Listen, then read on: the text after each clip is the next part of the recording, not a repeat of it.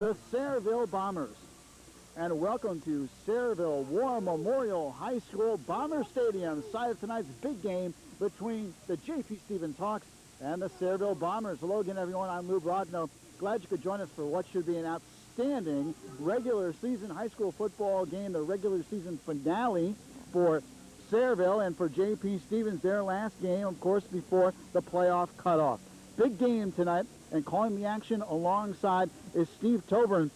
And Steve, this is a big game. You don't need a lot of hype for tonight's matchup between the Hawks and the Bombers. Well, in Central Jersey Group 4, a lot of pivotal matchups this weekend, and J.P. Stevens has to win to get in. They could finish as high as the 3 seed in Central 4. Sayreville's already in. They've played their first 8 games, which count towards the playoff. These are two very talented football teams. Of course, J.P. Stevens comes in with a record of 5-2. Sayreville 6 up and 2 down on the season. And both teams similar in the fact that they like to run the football. When you talk about J.P. Stevens, you're looking at one of the outstanding backs in the GMC, Shaquan Lane. Shaquan Lane, who stepped into quarterback last year in the Central Jersey Group 4 final against Woodbridge in an emergency situation. But he's known as a back, as a receiver, over 600 yards rushing, 10 touchdowns, 14 receptions. So he does it all.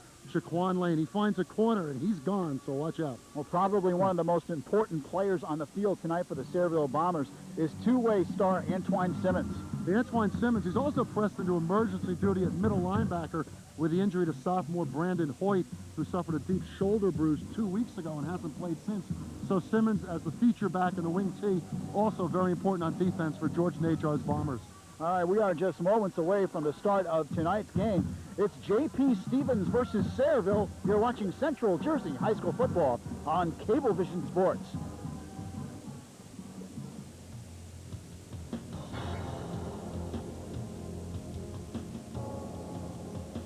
These days, how will you know what you need to know? We watch News 12. White, deserving kids get a shot at going to college. Because let's face it, no matter how gifted you are, We all could use a little help. Please support the college fund.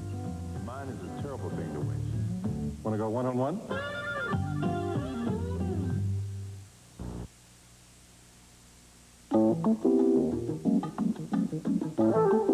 When you love something, you work really hard to get it J.P. done. Stevens comes into the game, and Sayreville has not played well the last 2 weeks. Steve, in your thoughts, what does J.P. Stevens have to do to try to slow down this Sayreville team? Well, J.P. Stevens has to control the football and mix the pass and run effectively. That had a great season from their lefty quarterback, Bobby Sika. And, of course, the offense revolves around the running game of Shaquan Lane as well and Jamil Davis. There's a varied attack and a multiple look of Frank Zaro's Hawks. And I think if they can balance things out, they'll be pretty effective on offense. And for the Bombers, of course, I guess it's really executing that wing T offense, correct?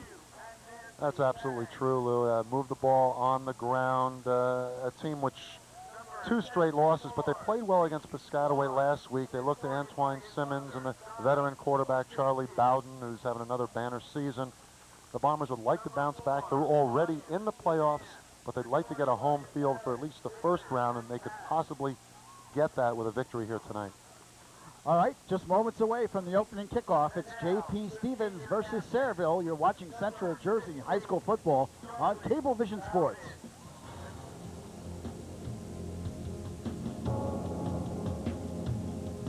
Friday night, dinner and a movie dishes up a tasty combination. One popular movie. Cool. 2 hungry hosts. Check, please. And lots of savory dinner conversation. Let's put another shrimp on the barbie. I think we're getting into a weird area here. Dinner and a movie. Friday nights. Delicious television. Only on the Superstation. Watch TBS on Cablevision.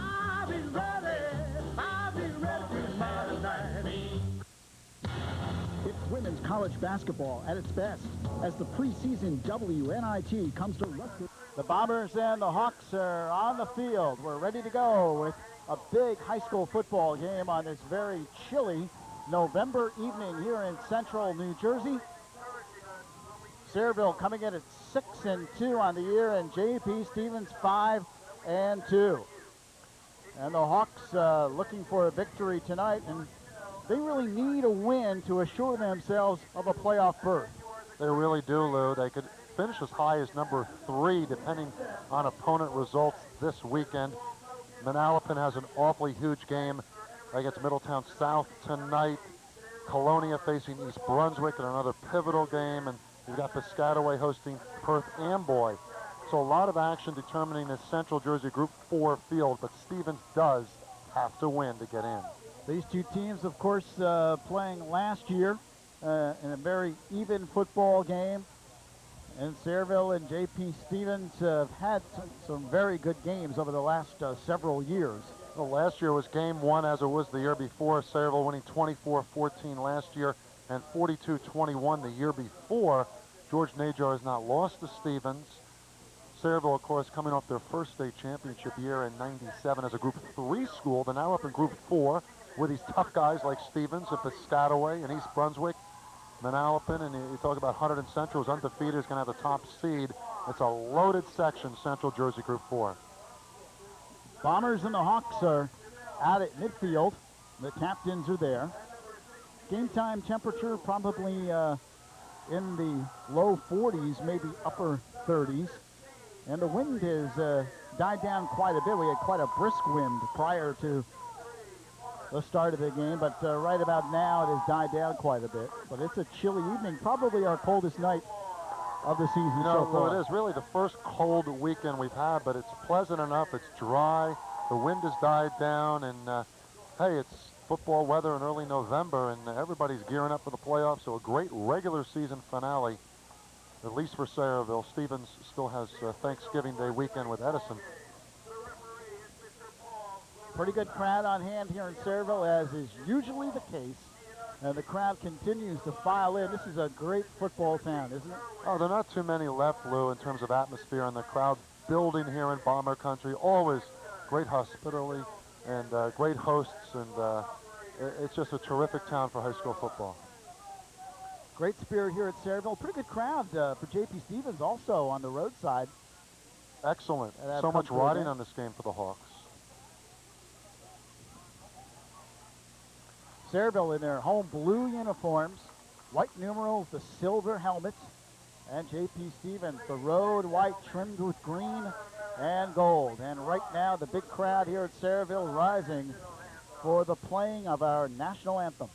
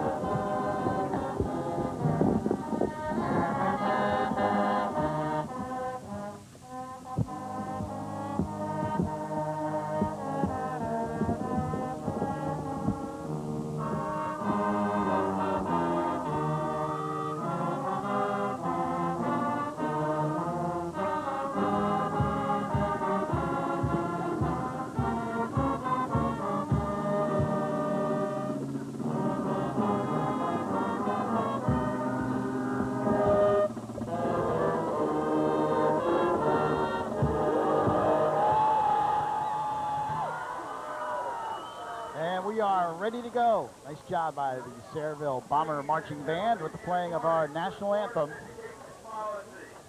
Field looks like it's in great shape. Got the big S at the 50-yard line for Sayreville, and looking great considering we are into our 9th game of the season for the Bombers, and we are in early November.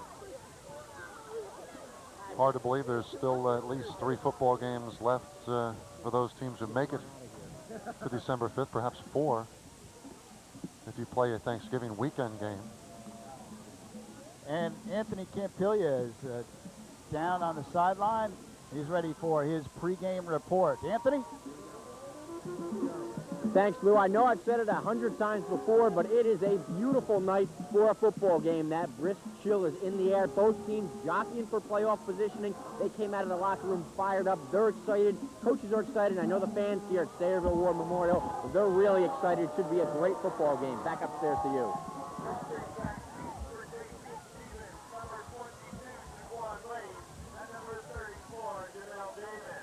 J.P. Stevens will receive to begin the game. And Sayreville will kick left to right on your screen. Shaquan Lane and Jamil Davis go back deep for the Hawks. They stand inside the 10-yard line.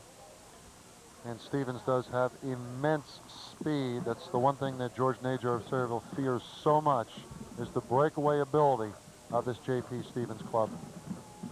John Farinick will tee it up at the 40-yard line. And this really should be a whale of a high school football game. Two outstanding teams knocking heads on this chilly November evening. And this game is underway. A squib kick that bounces down near the 20-yard line, picked up and then just going out of bounds with it is Davis at the 22. So Sayreville employing some strategy. They did not want the Hawks to run the football back. All right, the J.P. Stevens offense. Hawks up front go with Jay Lee, their center, 5'8", 165, a junior. Brian Lemchak and Lou Riggy are the guards. Riggy's a 3-year starter at right guard. Adrian Lala and Marlon Johnson are the tackles. Billy Happel is the tight end, and Corey Coley starts at the wide receiver slot. The backs are Shaquan Lane, Jamil Davis, and Khalif Johnson behind quarterback Robert Sika, 6 foot 165, a senior. And Stevens confused. On first down has to call a timeout. Oh, you know, Frank Zarrow not happy with that situation, but it does give us an opportunity to give you the Sayreville defense. The Bombers with a good, quick defensive unit. They actually line up in a 3-4. Their nose guard is TJ Stars. He's 6'2", 200, a senior. Stephen Wands and Rich Hedden are the defensive end. The linebackers across, Yazid Jackson, Ira Gilmore, Antoine Simmons starts for the injured Brandon Hoyt, and Brian Tucker on the outside. Brian Zidane and Ben Insabella are the corners, and John Farinick and Dwayne Thomas are the safeties. Handoff goes off tackle to Davis, and he's smothered at the line of scrimmage and brought down. He actually might have picked up 2 yards on the play as he gets to the 25-yard line, and it will bring up second down and 8. Ben Insabella on the tackle, just a sophomore, playing on the right corner for the Bombers. One thing you do have defensively for Sayreville, very active linebackers with Antoine Simmons moving into the middle, along with Ira Gilmore on the outside. Very good speed at linebacker for Sayreville. Just underway, first quarter. J.P. Stevens and Sayreville. Man in motion for the Hawks. They hand it off up the middle, breaking one, tackles Khalif Johnson, and he powers ahead to about the 30-yard line. So it brings up third down and short for the Hawks. It'll be 3rd and 2. A lot of times with Stevens, you'll see the first play when they call timeout, they had double receivers to the near side and a wide receiver to the right side. Didn't like that one back look, and came back with more traditional plays here, trying to establish the running game. J.P. Stevens 5 and 2. Last year the Hawks went 9 and 2 and went to the Central Jersey Group 4 championship game, where they lost to Woodbridge. 3rd down and 2, and here's the flip outside. First down, breaking into the open is Jamil Davis. He's down the sideline at the 20, to the 10, to the 5. Touchdown, J.P. Stevens.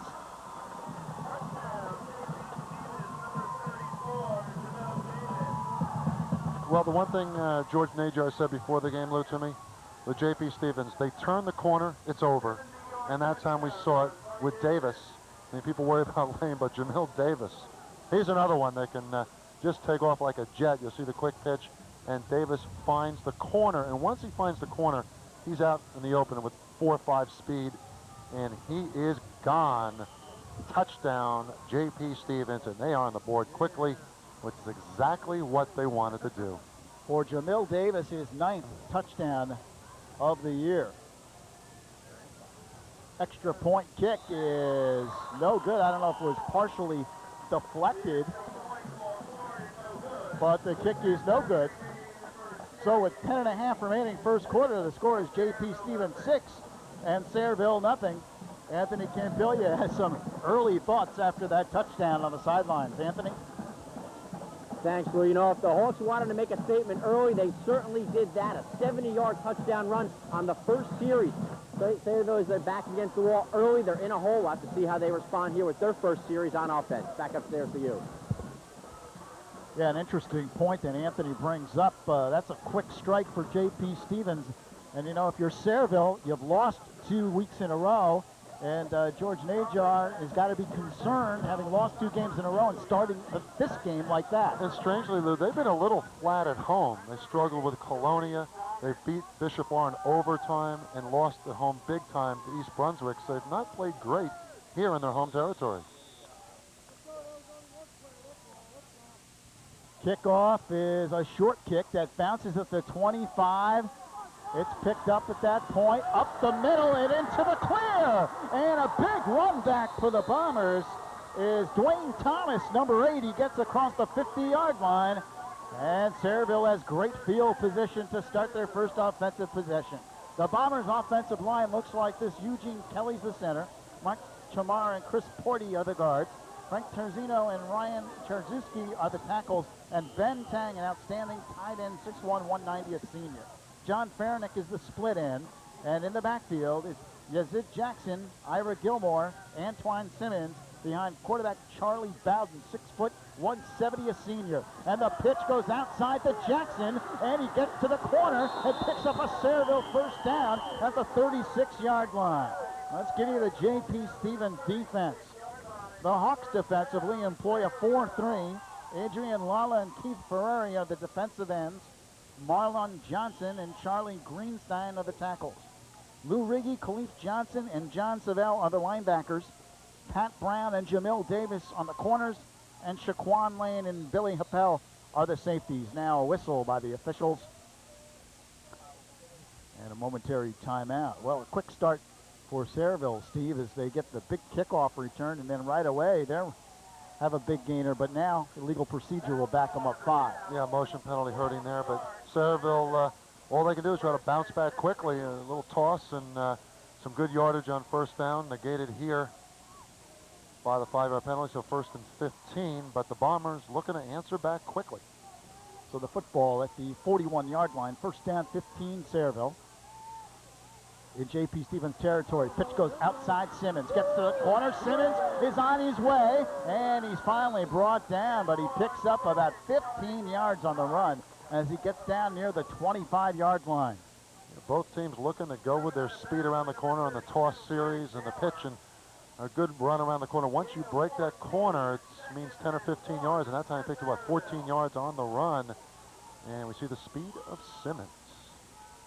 He picks up 14 on the carry, so it's 2nd down and 1.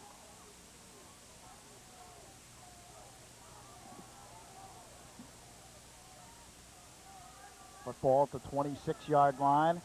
Simmons goes in motion.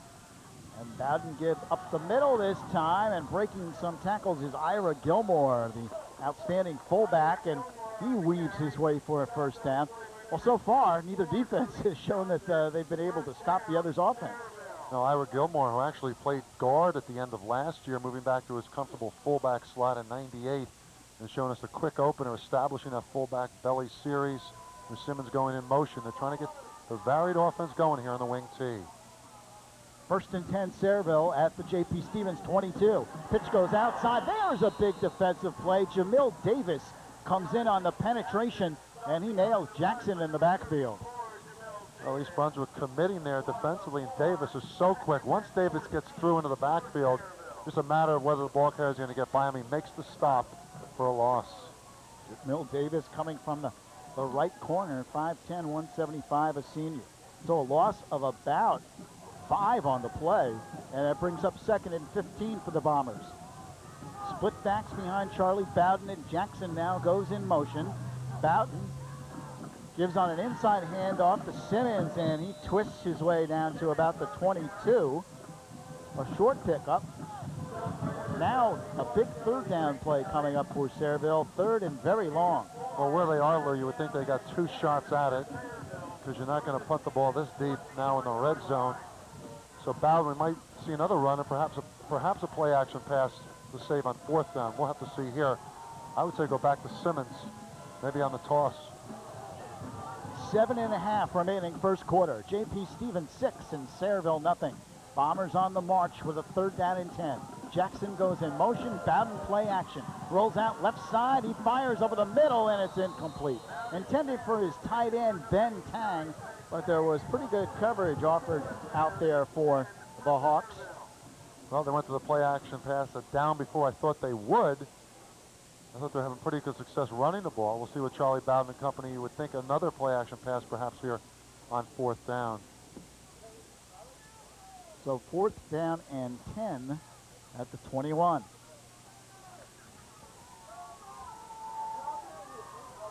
Big crowd here in Sayreville, as is usually the case. The entire Sayreville side is completely packed. Bowden, play action again, looking, now he fires outside to Simmons, makes the catch at the 20, to the 15, the 10, cuts it inside at the 5, goes airborne and down at the 3-yard line. That's a 1st down and goal coming up for the Bombers. What a great call. Almost like a screen pass over to the near side of the field. Bowden goes to the left and throws back to the right. And once you get Simmons out there in the open, watch out. Big 1st down for the Bombers. Great call by George Najar and company to get it inside the 5, and they're knocking at the door. 1st and goal, just outside the 2-yard line.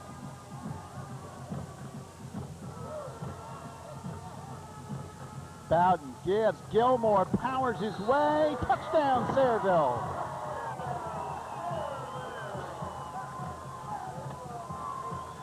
Ira Gilmore, fullback right up the middle. And Sayreville has come back. Does this have a little bit of a memory of that early season J.P. Stevens Old Bridge game, 42-41, with Old Bridge coming out on top, but Stevens showing their offensive firepower here with only halfway through the first quarter, 2 touchdowns already scored. Charlie Bowden is in to hold, and Farinick will kick the extra point.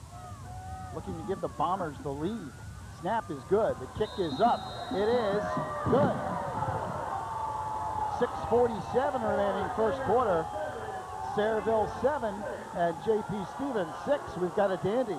It was interesting, the Star Ledger in the preseason Middlesex County look. Nick Sayreville is the best offensive team coming in, and J.P. Stevens is the best defensive team in the county coming in. But right there, we didn't see much defense from the Hawks, as Sayreville really owned them going down the field, even hampered initially by a 5-yard penalty. It didn't matter.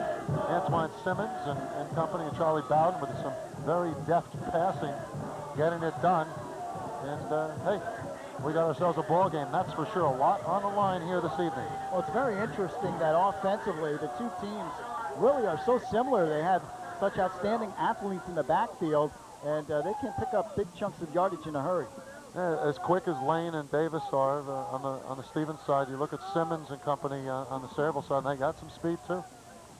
Farinick will kick it off, and again, Shaquan Lane and Jamil Davis are back deep. It's a short kick. They try to employ the same strategy. This time it's picked up by Davis, and he gets across the 30-yard line up to about the 32. Well, you can see that Sayreville has no intentions of kicking it deep to those J.P. Stevens speedsters. They really did a nice job of making it stick on the sideline there, but not go out of bounds, because that's a free ball, and no choice but for Davis to pick it up. And good job by the coverage team of Sayreville.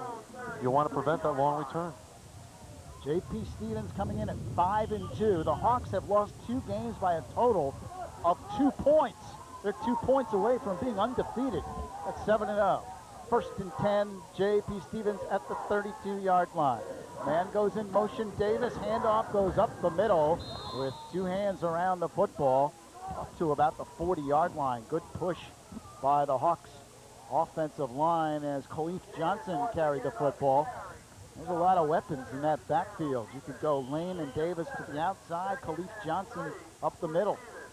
Yeah, very varied attacks for both sides. And we'll see if the defense is now adjusted a little bit, Lou. We got 2 very good coaching staffs going at it. Maybe we'll see the defense make some kind of adjustment to just to slow down the offensive thrust.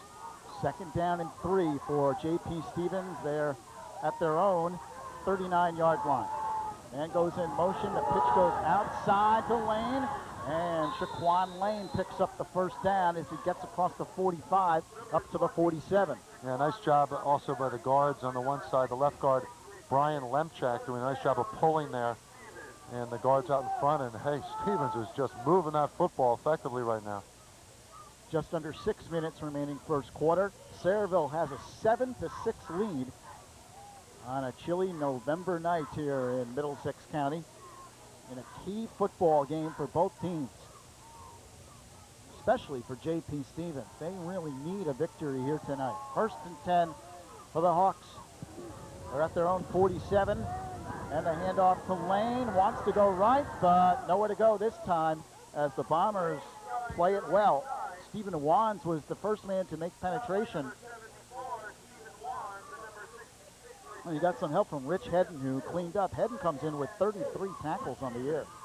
You know, last year Lane a little bit overshadowed with Henry Braxton in the mix, who rushed for over 1,000 yards, an all-county player, and also scored 16 touchdowns. But Lane this year known for being the feature back in the Stevens attack.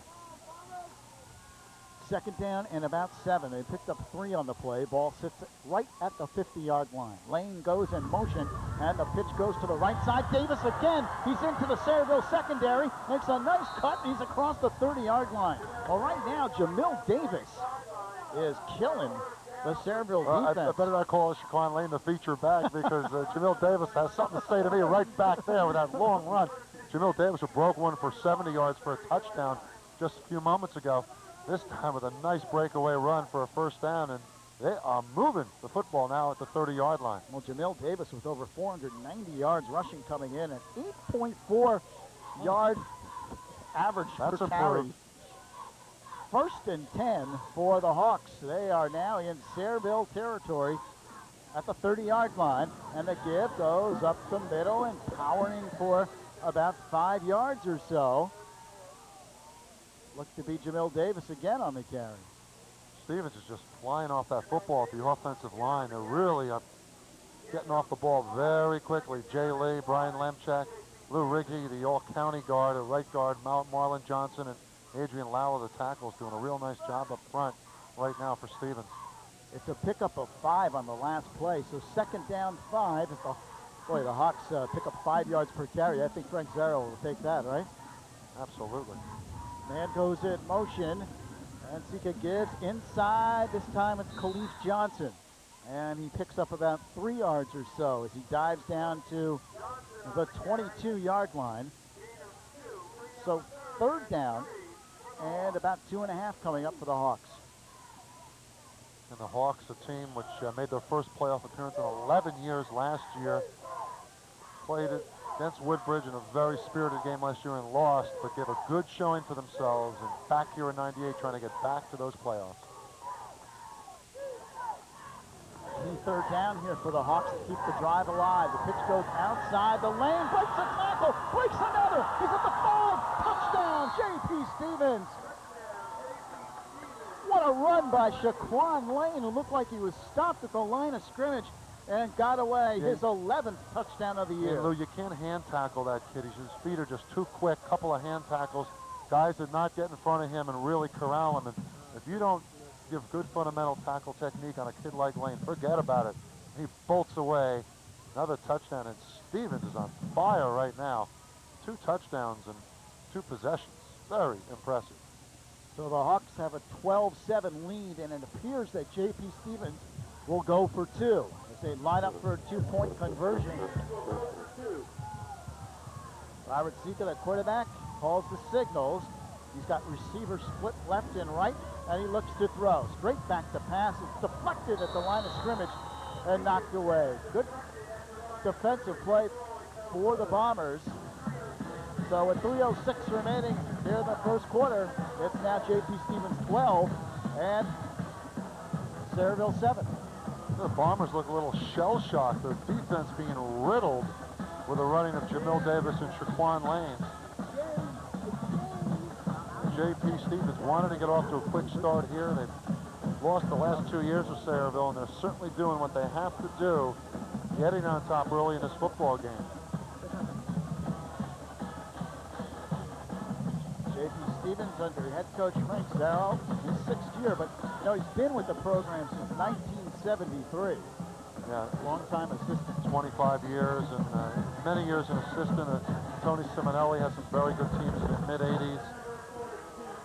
And Zarrow has just done a terrific job the last couple of years with the Stevens team, bringing them back into the limelight of Middlesex County. It's a short kick. Both teams trying to employ the same strategy on kickoffs. And Sayreville has great field position. They'll start at about the 44-yard line on the kickoff return. Jesse Slavacek, number 22. Well, let's see if the Bombers can answer. They did on their last possession. They certainly did, and Charlie Bowden, experienced quarterback, and Antoine Simmons running the football effectively the last series. See if the Bombers can do a repeat. We could have ourselves an offensive showcase this evening. 1st and 10 at the 44-yard line, Sayreville. Bombers. Hand off, Simmons. Breaks one tackle and then dives ahead for maybe a yard. Good defensive play. That time, Keith Ferreri made the penetration, the junior defensive end. And that big kid, Marlon Johnson, at 220, he was in to help clean up, but Stevens that time had the handle on the Bomber backs. 2nd down and about 9 coming up. They picked up a yard. 2.5 remaining, first quarter, in a terrific first period of play. J.P. Stevens leads 12-7. Here's Jackson, looks to get outside, cuts it in, and Jackson gets across the 50 to about the 49-yard line of J.P. Stevens. Yazid Jackson, 5'9", 160 pounds, a junior, had 144 yards this year against Perth Amboy. He's put up some nice numbers. You see that 11.7 average per carry, 9 touchdowns. They've got some weapons. Add Gilmore in at fullback, a multifaceted attack for Sayreville as well. 3rd down and 4. The Bombers at the J.P. Stevens 49-yard line.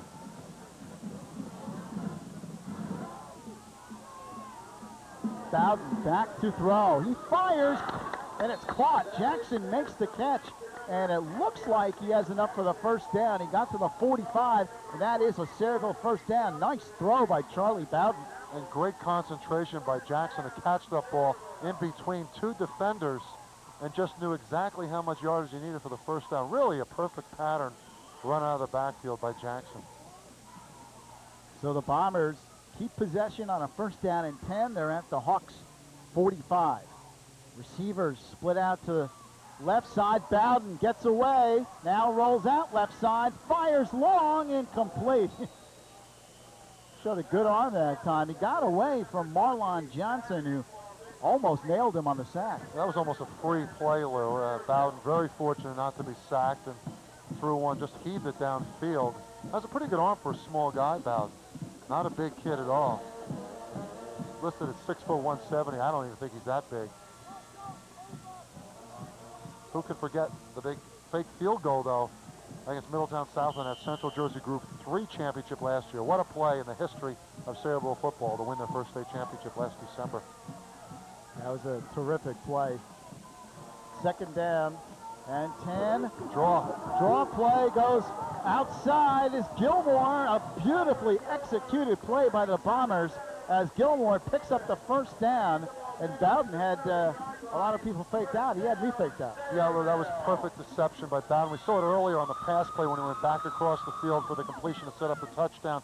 This time on the draw play to Gilmore. And everybody faked out. Over penetration by Stevens, and Gilmore gets into the open. And big first down for the Bombers. So the football at the 30-yard line is 1st down and 10, Sayreville. Hand off to Simmons, gets outside. Antoine Simmons is at the 15. Touchdown, Sayreville!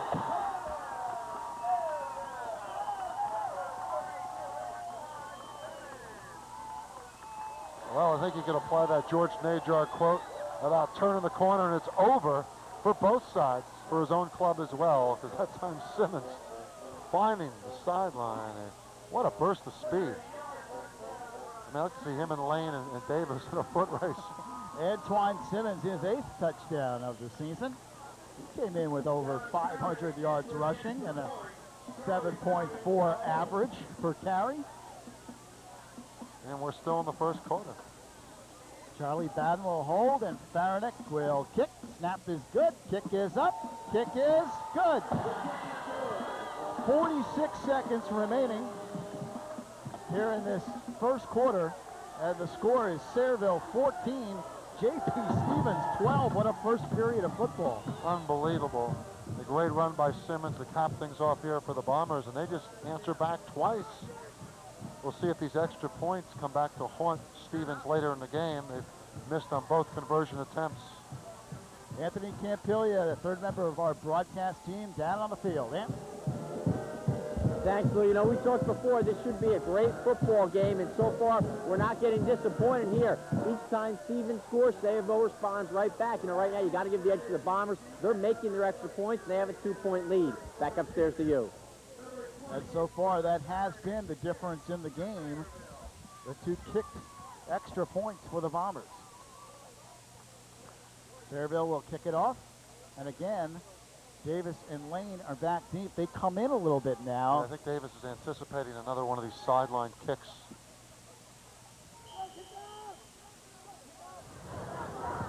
This one really a pooch kick, taken by one of the short men, and J.P. Stevens has great field position across the 45-yard line. Well, you know, it's interesting strategy in the fact that you're not giving up the big return, but you are giving the opponent great field position every time. Billy Happel that time, number 85, carried the football. It hasn't hurt Stevens wherever they've been. They've scored in their first two possessions, and now they go after it on number 3 right here.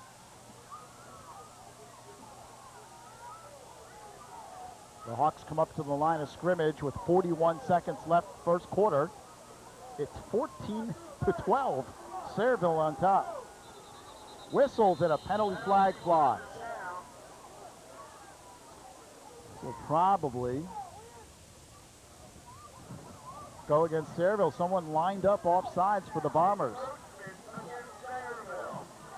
Yeah, the Bombers a little lack of concentration with a couple of early penalties here.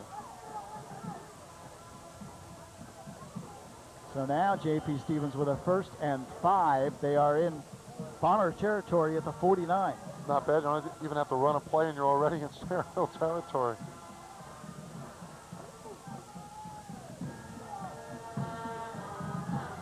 You hear the Hawks marching band on the far side. Stevens brought themselves a nice crowd to the game. Absolutely. Handoff goes up the middle. Big defensive play, hitting hard. On the play is Ira Gilmore. He just drilled the ball carrier. Khalif Johnson just stopped cold on that counter. And Ira Gilmore, no one blocked him, and he came up from his linebacker slot and just put the stop ice cold on Johnson. What a play defensively by Ira Gilmore. No gain on the play. 2nd down, 5 for the Hawks. Just 3 seconds left first quarter. They get the play off. Hand off to Johnson. He's hit by Wands, and then Hedden comes in and finishes him off. So very little gain on that play. A pickup of about 2, and that should be the end of the first quarter. And indeed, it is. We've played 1 quarter here at Sayreville, and the score, the Bombers 14 and the Hawks of J.P. Stevens 12. You're watching Central Jersey High School football on Cablevision Sports.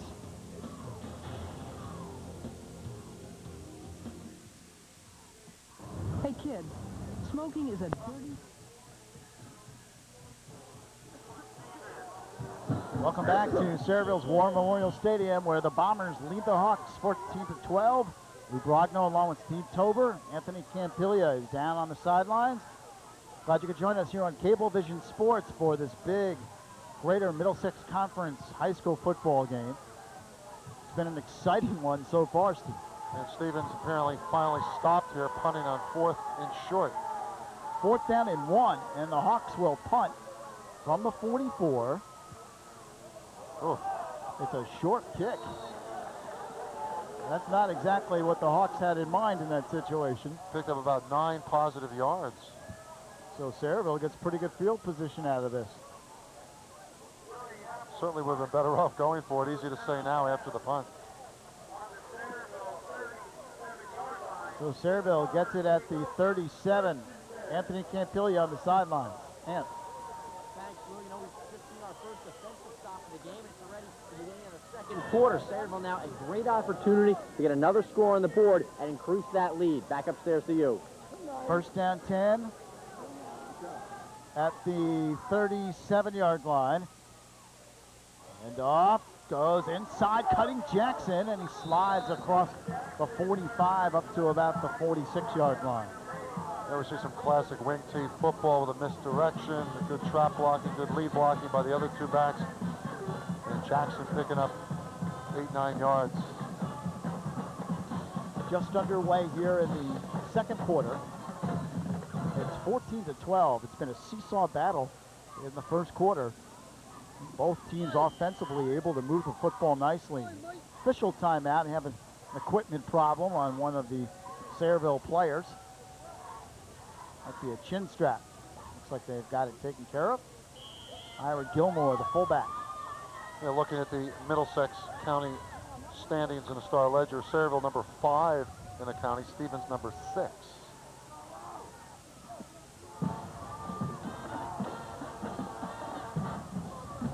Handoff up the middle. Ira Gilmore carries. He picks up what appears to be enough yardage for the first down. Gets up near the 49. It is a Sayreville first down. Well, Sayreville's been very effective on offense and made the one stand now. Maybe it'll be all it takes the way these two teams are moving the football. First and 10 for the Bombers. They're at their own 49-yard line. And now another whistle. A flag flies. This one came from all the way in the back of the J.P. Stevens defense. Could be encroachment. Looks like was that a legal substitution to call? Yeah, that's what it would appear to be.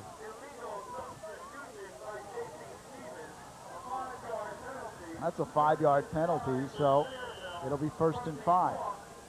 Substitution infraction, as they say in the officiating round. Let's see if the Bombers can take advantage. First down 5. Now they're in Hawks territory at the 46. They already have a 14-12 lead. Bowden looks to throw, fires, almost intercepted. Intended for Farinick. And pretty good coverage offered by Shaquan Lane, the free safety. He had it in his hands. Yeah, trying to lead the receiver and almost lead him too much there. Lane was almost coming up with a pick. Farinick would have had to be running like a 4.2 40 to get after that ball the way it was thrown. So now second down 5 coming up. 9 minutes, 40 seconds remaining. Two good high school quarterbacks going ahead today. Charlie Bowden, Bobby Seeker.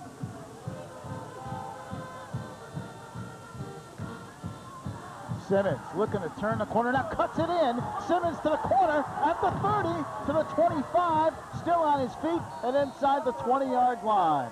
Another great run by Antoine Simmons. Yeah, Simmons getting out in the open once again. Good lead blocking, and Antoine Simmons finding the corner, and the Sayreville Bombers now down in the red zone, looking to pump in touchdown number 3, and Simmons showing us some real afterburners. Football's at the 19-yard line. First and 10, Sayreville. 9:20 remaining, second quarter. 14-12 Bombers. Bowden, handoff, inside, Jackson. And he's wrestled down to the ground. Charlie Greenstein, the 5'10", 210-pound junior defensive tackle on the play for the Hawks. And that big guy Johnson also in there again. He's a big boy. He listed at 220. I think he's a heck of a lot bigger than that, Marlon Johnson. 6'1", 220. He looks a good 6'2", 6'3", about 250. Second down and 9 coming up for the Bombers. They picked up 1 on that last play. Football sits at the 18-yard line. Split backs, handoff goes to Simmons. Looks to get to the corner and does turn the corner. Simmons is inside the 10-yard line. Another good run by Simmons. Looked like the Hawks had strung it out nicely, but then Simmons at the last minute turned it in. Yeah, again, good pulling by the guards. Chris Porti, Mark Ciamara, who's one of their better offensive linemen. And Simmons is just owning that corner. Coming over from his halfback slot, finding the edge. So the football is down at the 8-yard line. It's first down and goal for Sayreville. Bombers already have a 2-point lead at 14-12. Handoff goes outside. Jackson turns it in. He's in. Touchdown, Sayreville. And the Bombers' cannon explodes on the touchdown in the back of the end zone. You know, the Bombers have kept their composure, Lou. They gave up 2 quick touchdowns, but have had a lot of confidence offensively. They go one way with Simmons, come back the other way with Jackson for the score.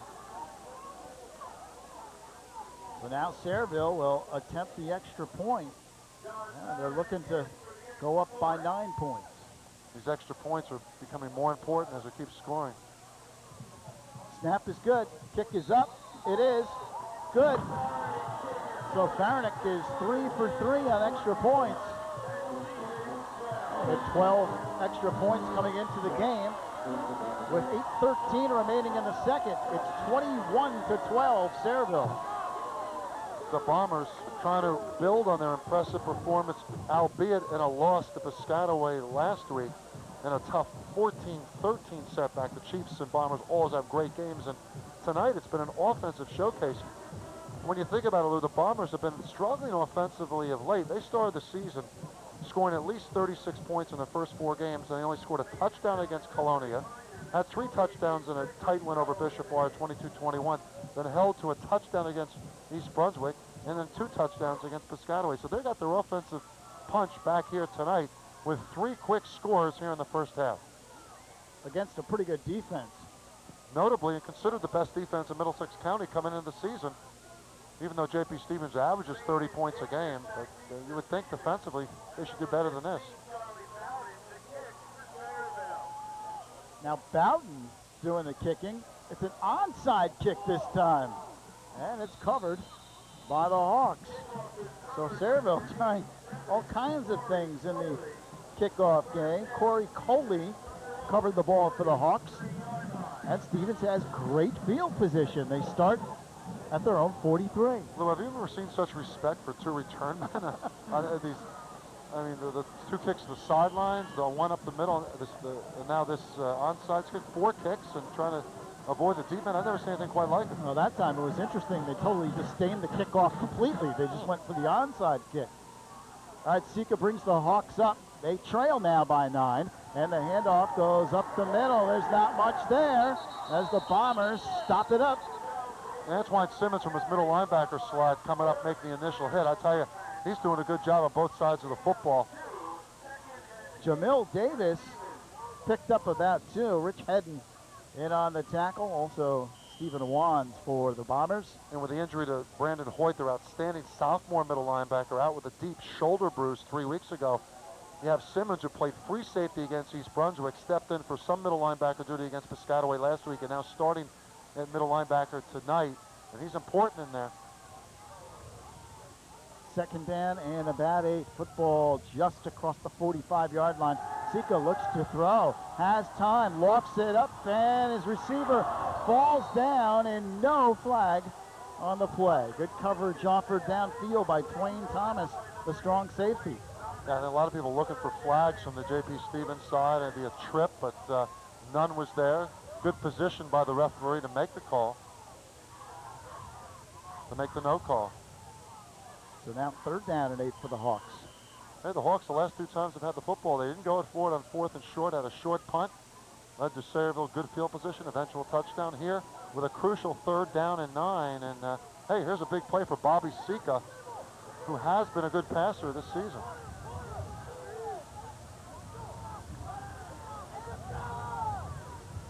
Nine touchdown passes on the year for him. And he has to throw on this play. Back to throw. He fires long and incomplete. This time, no flag again. And that time I thought maybe there should have been a flag. Oh, there was definite contact. Davis running into the defender, but it'll be interesting to see which way an official would call that. No call made. And you could say the defender was going after the ball with equal rights to that ball, although Davis almost ran him over, so maybe another good no call. So the Hawks on a 4th down will have to punt. Jackson goes back deep. Also, Dwayne Thomas. Dwayne Thomas, former Cowboy name of past lore. Yeah. Billy Happel in punt formation kicks it away from both the deep receivers. And the ball takes a good Hawks bounce, and it rolls dead at about the 28-yard line. So the Bombers will get it at that point. They have a 21-12 lead with 7 minutes remaining second quarter. And so much could happen this weekend, Lou, in terms of Central Jersey Group 4. Colonia at East Brunswick. East Brunswick battling for the 4th seed. Perth Amboy at Piscataway. Piscataway battling for the 2nd seed. Manalapan hosting Middletown South, also battling for the 2nd seed. And here's Sayreville. Hey, they want the 4th seed. They want to get home field in that first round. First down 10, handoff Simmons. This time, not much. Good defensive play for the Hawks as they turn the play in. And Simmons loses a yard on the play. The big number 77 again, helping out there. Marlon Johnson, I've seen him, he's been in either cleaning up or initiating hits a lot here tonight for J.P. Stevens. Jay Lee, also number 58, in on the play for the Hawks. So second down and 11 as the Bombers lost a yard on the play. You know, it's rare, Lou, we have two teams with such great team speed on both sides. We have it here tonight. Excellent matchup tonight. Sayreville up by 9, though. 21-12. Bowden gives on an inside handoff. Not much. Jackson carried the football. And Lou Riggy on the tackle for the Hawks. You know, Riggy, an all-county player last year, the veteran lineman for Stevens, holding his ground, and that's what you have to do against this misdirection out of the wing T attack. Maintain your stance and don't be faked by the quarterback. So third down and about 8 coming up. Key play here for the J.P. Stevens defense. Looking to finally stop this Sayreville team. Back to throw is Bowden. He fires, incomplete. Looking down the sideline for Jackson, and he thought he might have been interfered with, but no call. Well, again, it's a matter of, you know, the defender has as much right to the football as long as he doesn't initiate the contact, and that's what the official is deciding and not throwing any kind of flag there. And right now, Bowden a little bit too much hook behind those throws. He'll shorten them up as the evening goes on, you would hope if you're a Sayreville fan.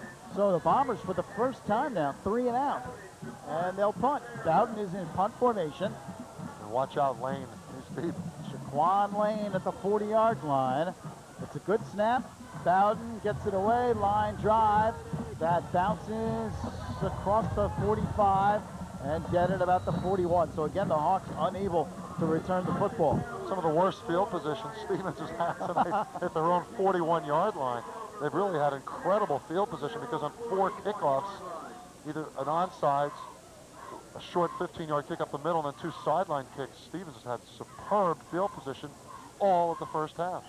Well, the Hawks last year went to the Group 4 final against Woodbridge. From that team, they had 14 lettermen return and 9 starters. So they thought they might have a successful season. Started off rough, but they've been winning of late. Outside goes Davis, and he picks up good yardage, gets across the 45, and up to about the 48-yard line. Picked up about 7 on the play. Yeah, the sweeps with Davis have been very effective. Of course, he broke one for 70 yards on the first series for a touchdown. And here's Stevens trying to answer back before the first half runs out. 5 minutes and 22 seconds left, second quarter. Handoff goes inside. Shaquan Lane this time gets across the 50-yard line. Looks like he got enough for the first down. He got to the 49-yard line of Sayreville, and that would be enough to move the sticks. Bobby Seeger, the lefty quarterback, in the opener against South Brunswick back on September 11th, 12 of 23 for 210 yards and 3 touchdowns. So although we've seen the running game displayed here in the first half, don't count out Sika becoming a major factor for J.P. Stevens as this game progresses. They will bring in the chain gang to see if J.P. Stevens indeed picked up the first down. You know, Sika was a third-string quarterback last year, and here moving his football team. It's very close. They're about an inch shy. Nope, first down by the nose of the football. Just got it. Thought the official was going to give us the 1-inch signal, but it is a first down. Well, that's one where the measurement was certainly deemed necessary. Right. About as close as you can possibly get.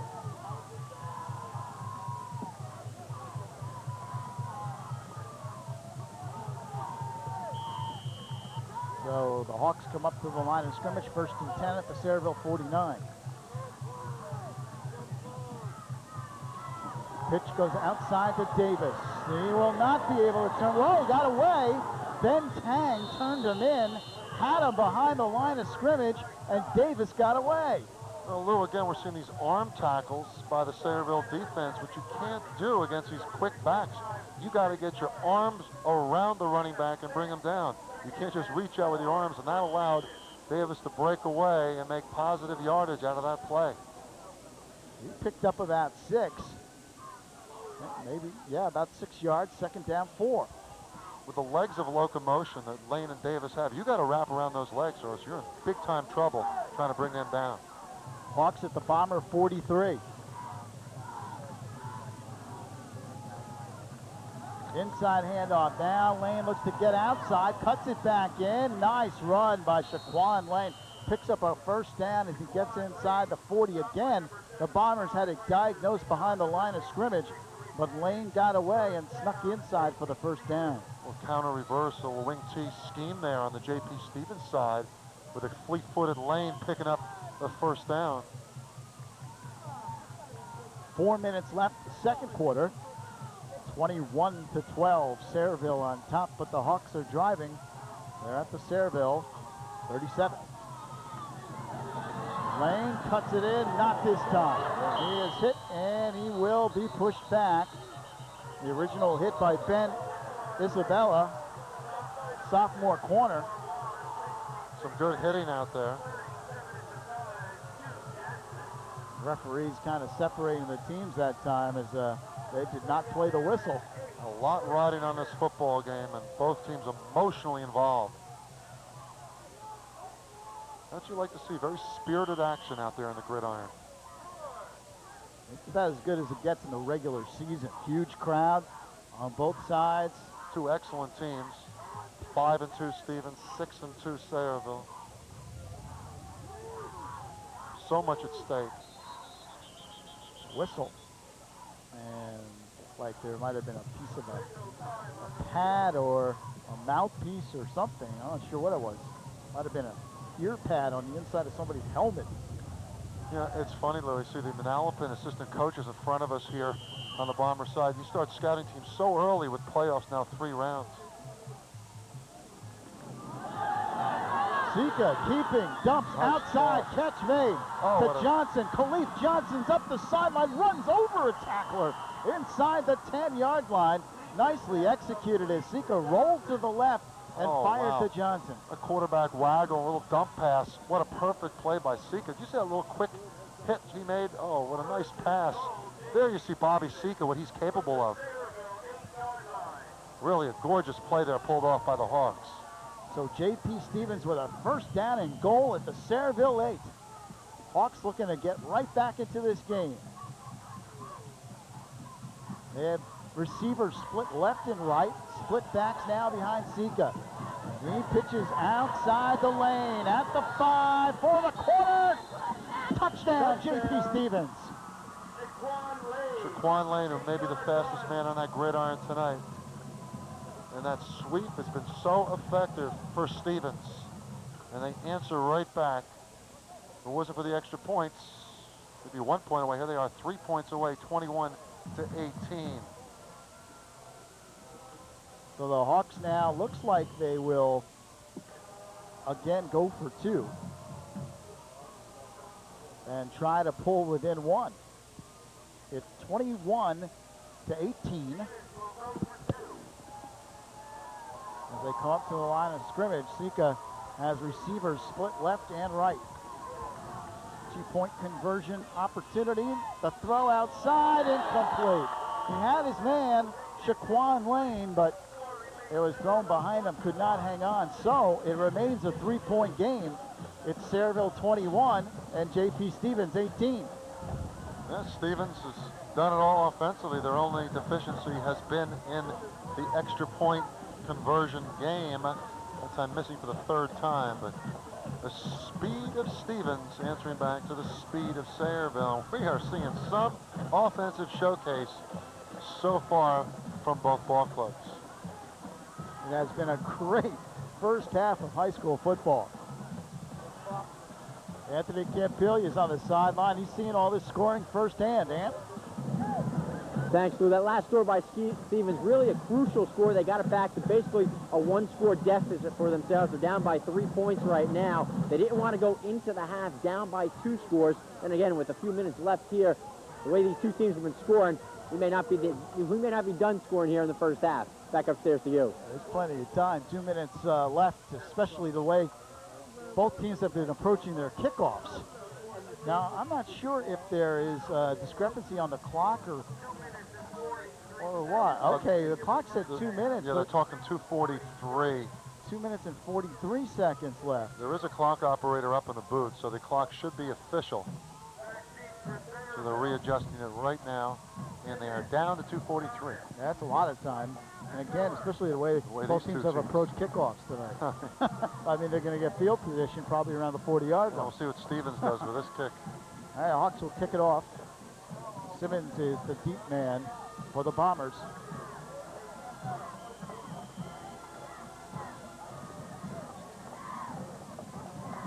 And this time, kind of a line drive kick. That's picked up by Gilmore. He's hit and dropped, but pretty good field position up to the 37. That's still enough time for Charlie Bowden and company to get something done before the intermission. Sayreville with a 21-18 lead on a cold November night here in Sayreville. Nice harvest moon out. Clear skies, but temperature's got to be in the 30s, and the wind chill probably brings it down into the 20s. I got my long johns on tonight. I don't know about you. It's a cold one. I lost my toes after the pregame, so. First and 10.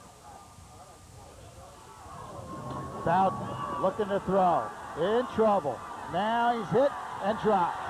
The Hawks that time diagnosed it, and Bowden really never had a chance.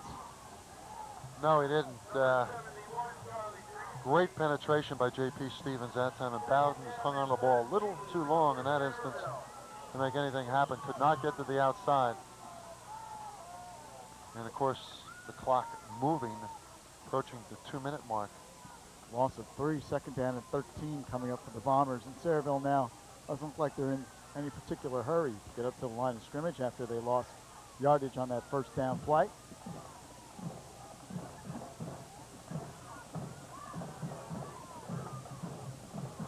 Bombers send a receiver wide to the left. They're looking that way. Bowden throws outside. Jackson was wide open. But Charlie, that time too much on the throw, overthrows him, and it stops the clock. In fact, Coach Najar is just telling Bowden to shorten the pass up. The guy's out there. He's been overthrowing his receivers so far this evening. And George is telling him, just, hey, calm down, Charlie. George Najar came into Sayreville after a distinguished coaching career at Lincoln in New York City, won the city championship in New York in 1993 and won 94 games at Lincoln High. Brian Sedan comes wide to the left side. He's way wide, and Jackson goes in motion. Bowden gives draw play. Simmons, and hit dropped. Good defensive play for the Hawks. Marlon Johnson on the tackle. Johnson's got to be in on at least a half a dozen tackles so far in the first half. An excellent game from his defensive tackle position. Now the Hawks call timeout with a 4th down and a minute 28 left. They figure to get the football back, and they're going to try to do something with it. And you got your return men, Lane and Davis. You want to take advantage of their breakaway abilities, perhaps break one. There's a lot of confidence in your return game and also to get something done instead of letting the clock run down. Frank Zarro, who grew up in Bloomfield, played for Tom Gallucci, 65 graduate of Bloomfield High. His brother Richie was a fine back at the University of North Carolina out of Bloomfield. Also had a brother Raymond who played football. And of course he's been at Edison for more than a quarter century. Doing a great job, Coach Zarro is. He has revived the Hawks program. They, of course, had the great teams in the 70s and then in the 80s. Then quite a drought in the early 90s, some tough years for the Hawks. But Frank has come in here and he has revived this very proud J.P. Stevens program. Bowden will kick it away. Hawks looking for a big run back. Good snap. Good kick end over end, but returnable. Taken by Lane. Now he wants to get outside. Jitterbugging back there. Shaquan Lane. Penalty flag is down, and Lane is down across the 45. But again, a flag is down. It probably means clipping against the Hawks. Clipping or a hold 9 times out of 10. And that'll back them up. Which would mean a 15-yard penalty from the point of the infraction. Anytime you have a play that takes that long to develop, you're bound to have a hold. And that will hurt them with a minute 14 left. So the officials will mark it off. Haven't had a lot of major penalties in this first half. A couple 5-yarders against Sayreville, and really this one, the first one against Stevens. This knocks them back to their 29-yard line, so it'll be first down and 10 for the Hawks at that point. Good crowd building here, Lou, here in Bomber country.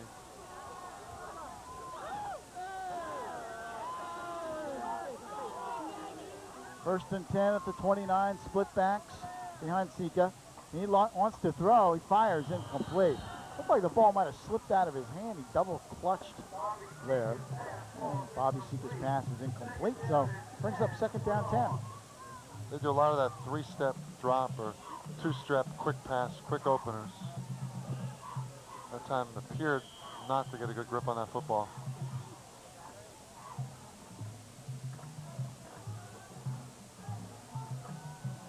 One minute, 10 seconds left, second quarter. 21-18 has been a great first half of football. On a second and 10, the handoff goes up the middle and a big gainer for Jamil Davis. No huddle offense here. He picks up the first down at the 39-yard line.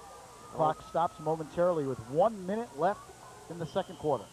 The patented 2-minute drill. Here's a pitch outside. Shaquan Lane turns the corner and he gets out of bounds. What you want to do, stop that clock. 51 seconds remaining. So Shaquan Lane picks up about 5 yards on the play and stops the clock. Well, that's just as effective as an out pattern, if you will. If you're going to run the football, you want to run to the outside, at least get out of bounds. This would be a perfect opportunity for a little play action. Perhaps send Shaquan Lane out from a wide out spot or a slot back slot and look for him downfield. Just do a timing pattern. We'll see what Frank Zarro and company have in mind. Now the officials call time. Looked like one of the Hawks players might have been injured on the play, or Lou Riggy is heading to the sideline.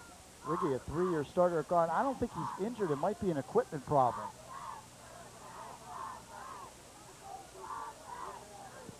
And if that's the case, we'll have a player come in from the sideline. It looked like he came off and he was pointing towards his helmet. Could have been a chin strap.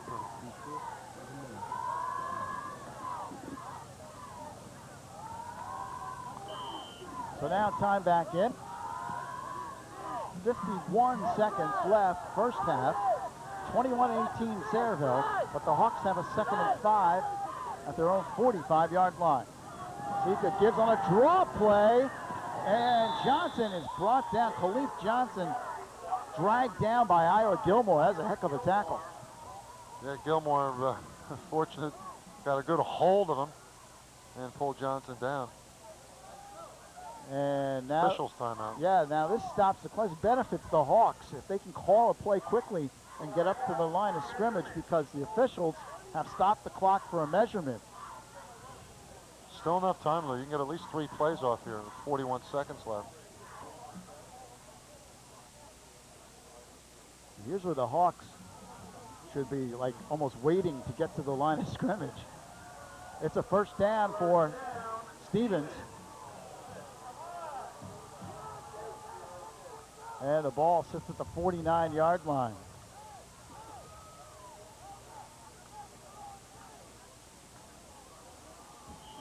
Still waiting for them to try to send Lane down the sidelines or Davis.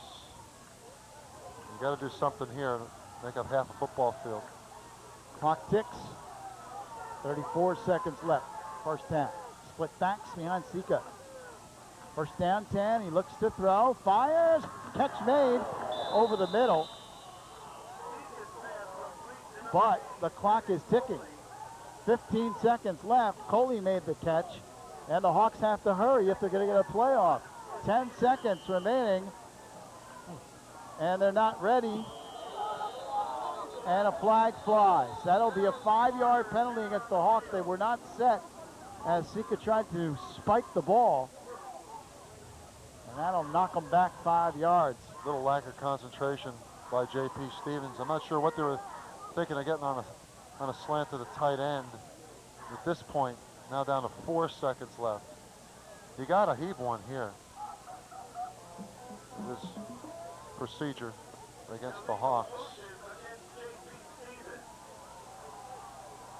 So legal motion against the Hawks will bring the football back to the 46, and with 4 seconds left, they'll try to get the play off. The clock will start. Clock is started. Sika looks to throw. Throws outside. It's nearly intercepted. Wow. Almost picked off. That could have been 6 points for Sayreville. And that's the end of the first half. A great first half of high school football. The score, Sayreville 21, J.P. Stevens 18. You're watching Central Jersey High School football on Cablevision Sports. Blue coach, you know, everyone said this was going to be a rough and tough game on both sides of the football, and here you're down by 3 at the half. Certainly haven't disappointed. No, I think people are getting their money's worth. You know, we kind of expected, we knew that they could run the ball, and I'm sure that they knew that we could run the ball. I hope we can play better defense in the second half. Anything in particular you need to do defensively? Well, I don't know. We're going to go on the chalkboard right now and try and figure this out. All right, coach. Good luck to you in the second half. Back upstairs to you, Lou. All right, Anthony, 21-18 the score. Sayreville leads J.P. Stevens in a spectacular first half of high school football, and should be a great second half as well. And we'll return with second half action in just a few moments. You're watching Central Jersey High School football on Cablevision Sports.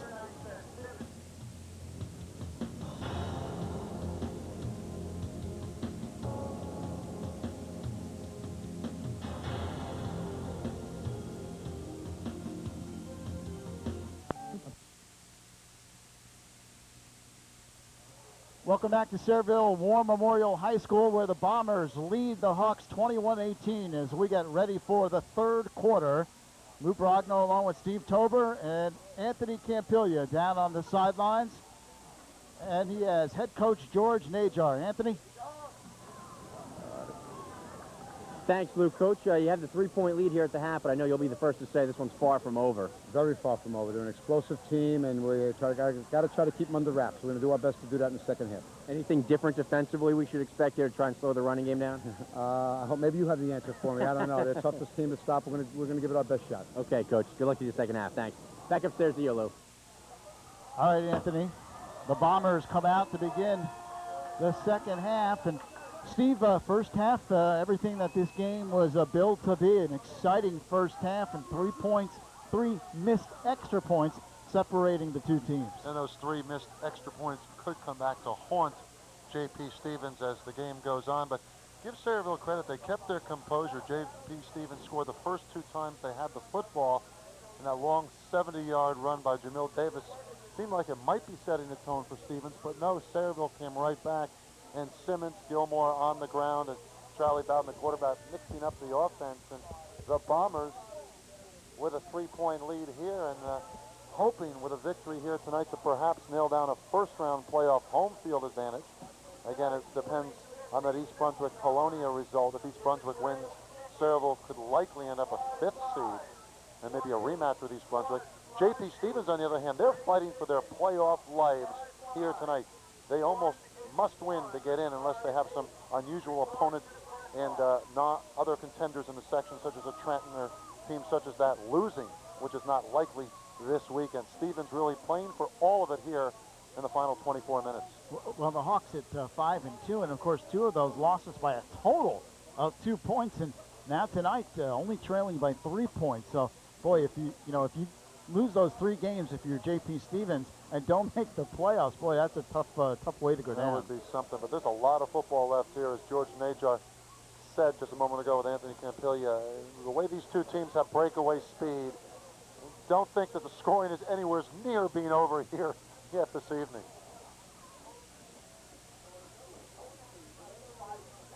All right, Hawks and the Bomber captains meeting at midfield as we get ready to go here in the second half. Huge crowd on hand here at Sayreville, as is always the case here in Bomber Town. They love their Bombers here.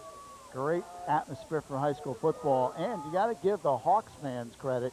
There's a good contingent from J.P. Stevens who traveled from North Edison to see this football game in Sayreville tonight. This is one of the better Friday night crowds where we've seen all season long. I don't know if our cameras can catch the crowd around the snack bar alone. There's got to be 250 people around the snack bar getting that hot coffee and hot chocolate out there in the end zone by the scoreboard. I mean, it's a super crowd here tonight in Sayreville.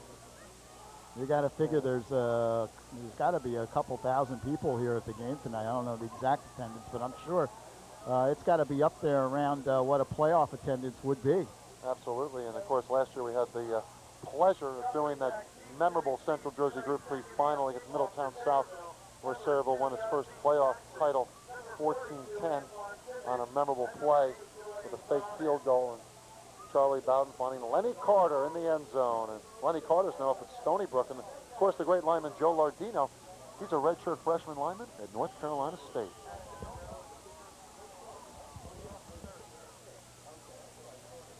It's a short kick.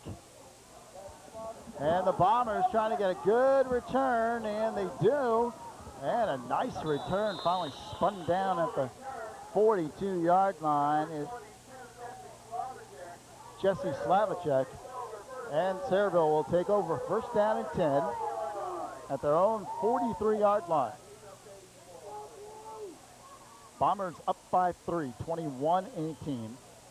Last year, Sayreville defeated Middletown South 14-10 on this field to win the Group 3 championship, a game that Steve and I had the pleasure of calling.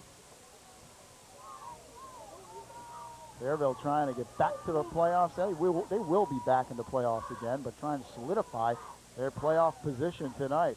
Looking for home field advantage. Here's the pitch outside Simmons, and he breaks one tackle and cannot get away. Hit after about a 1-yard gain. That time the Hawks really strung out the sweep, and only a gain of 1. J.P. Stevens and Frank Zarrow and company trying to make adjustments to that toss series where they pitch to Simmons. That time the cornerback's coming up and containing pretty well to hold him to a yard gain. Second down and 9 upcoming for the Bombers. Football at the 44-yard line. And receiver split out to the right side. Here is Bowden. He looks to throw. Has plenty of time. Fires. It's intercepted. Picked off over the middle. And now a nice return working for the Hawks. This is Billy Happel. And he gets hit hard, but brings it all the way back to the Sayreville 40-yard line. So Billy Happel picks it off and then runs it back beautifully. That was just a matter of Billy Happel having great coverage. I mean, you can't cover any better than that. That was not a badly thrown ball. It's just that the coverage was terrific on that play, and a fine return as well. And this could be the break that Stevens needs. Just great, great pick by Happel. 1st and 10, J.P. Stevens at the Sayreville 40-yard line. The Hawks trying to take advantage. They trail by 3 early third quarter. Here goes the pitch outside to Davis. He hits the corner. Jamil Davis is ahead of the field and run out of bounds inside the 20-yard line. I think Sayreville's a little shell-shocked after that interception, and Jamil Davis finds the corner. And J.P. Stevens trying to pick up where they left off early in the first half when they had those 2 quick scores. Of course, they scored also just before the half, and now they've got the momentum on their side. Jamil Davis gets down to the 22. You know, he's the only freshman in J.P. Stevens' history to start on the varsity. Now a senior. Here's the pitch outside lane. He is run out of bounds. A penalty flag is down. The Bombers played it well, and a flag is down. You're probably going to get a hold here against the Hawks. A hold or a clip. It appeared. Well, Illegal use of hands, it looks like. Illegal use of the hands. There was a push from behind that it appeared to be. So that will bring them back a significant amount of yardage. The ball moved all the way back to the 34-yard line. It will bring up a 1st and 22. The Hawks in Bomber territory at the 34. Handoff inside lane. Fumble! And Sayreville has recovered at the 36-yard line. So the Hawks give it right back, and the Bombers have the football.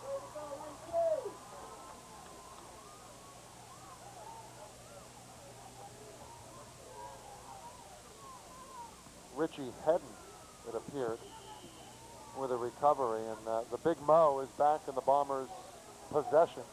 Momentum shifts very quickly in a game like this with 2 explosive teams.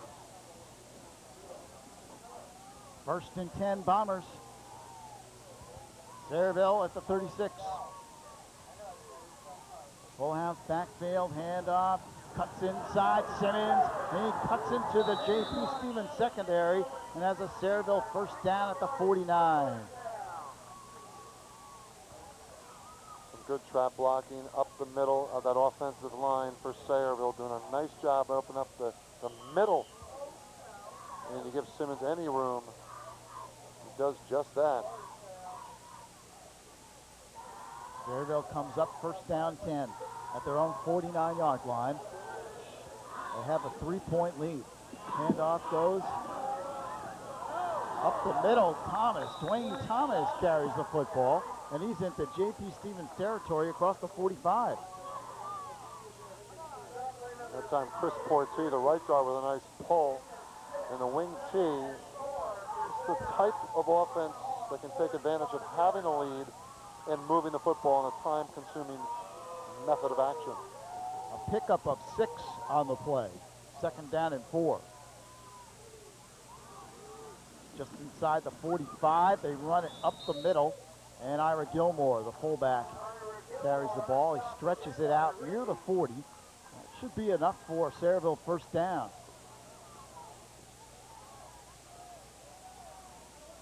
They may measure here. Frank Sarro and the former Bloomfield High School and Moorhead State, Kentucky standout here in his 6th season as a head coach for the Hawks of J.P. Stevens from the Red Division of the Greater Middlesex Conference. And they stretch the sticks out. It's a 1st down. Sayreville moving the football after recovering the fumble. And they're at the Hawks 41. 9.5 remaining, 3rd quarter on this chilly November evening. Last regular season game for Sayreville. And the Hawks have one more remaining, Thanksgiving against Edison. 1st down and 10. Handoff goes inside. Simmons almost lost the ball, and then is finally brought down. That was a weird play as he ran through the ball, went up in the air, and he kind of grabbed it back down. Yeah, he might have lost a half a yard, but he'll take it. It's very close, 9.5-yard pickup, but he had to reach back for the ball. Great concentration, however, to prevent what could have been a disastrous situation for Sayreville if he had fumbled that football. So the Bombers have a 2nd down and 1.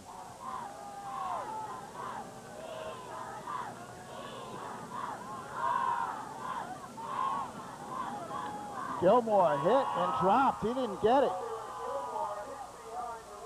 Big defensive play. Khalif Johnson made the initial hit, and then he got some help from John Sayreville, number 36. A lot of quickness on defense on both these teams, and that time you saw it from a Stevens perspective. Well, that's a loss of 2 on the play. Well, they still got 2 shots at it here, you would think, for Sayreville. 3rd down and 3 for the Bombers.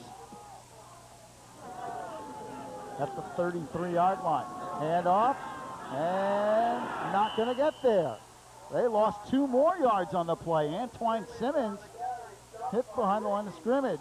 Now you got to make a decision. Do you play field position and maybe punt the football? Lou Riggy on the tackle. Good defensive play. Now it's 4th down at about 4. They lost another yard on the play. So it's 7:40 remaining here in the 3rd. Now, let's see what Sayreville does. They're going to go for it. They may kick. No, they're going to go. Bowden brings the team up. 4th down, 4. Bowden looking to throw. Rolls out. Right side. Fires and it's caught. Gilmore juggles the ball and makes the catch at the 25-yard line. 1st down, Sayreville. Great sprint out pass, Bowden, and excellent concentration by Gilmore on the receiving end. And Charlie Bowden gets it done with the short passing series. Excellent pass thrown by Charlie Bowden. And look at this, nice job done by Gilmore on the receiving end. 1st and 10. At the 25-yard line. And off Jackson cuts it into the J.P. Stevens secondary. And Yazid Jackson is inside the 15-yard line. Classic misdirection with the right halfback coming through. Scissors blocking in there, and nice run. Just great speed, whether it's Jackson, even the fullback Gilmore, certainly Simmons. Quick to the hole. 1st and 10 Bombers. They're at the J.P. Stevens 15-yard line. Sayreville looking to extend its lead. And off goes Simmons, cuts inside. And he's inside the 10 before he's hammered back.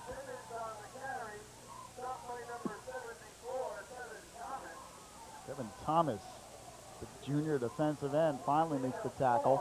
But a pickup of 4. And it's 2nd down at 6 at the 10-yard line. J.P. Stevens defense really has not stopped Sayreville at all here this evening. And right now, the Bombers are picking them apart on this drive. 6 minutes and 15 seconds, counting down 3rd quarter. Sayreville looking to extend that lead. They lead at 21-18. Here's Thomas up the middle. He is in. Touchdown, Sayreville.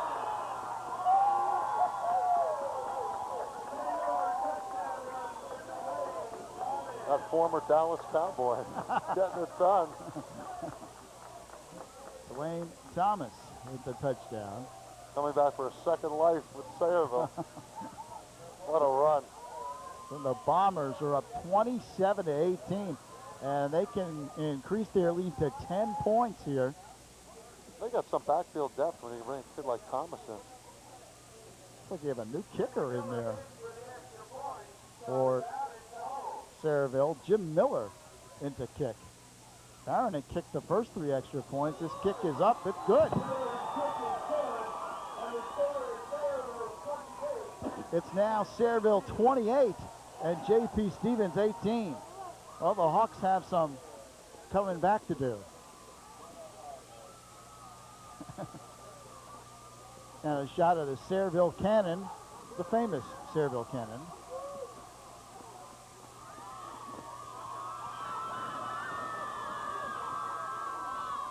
And the Sayreville cheerleaders excited about the way their team is playing.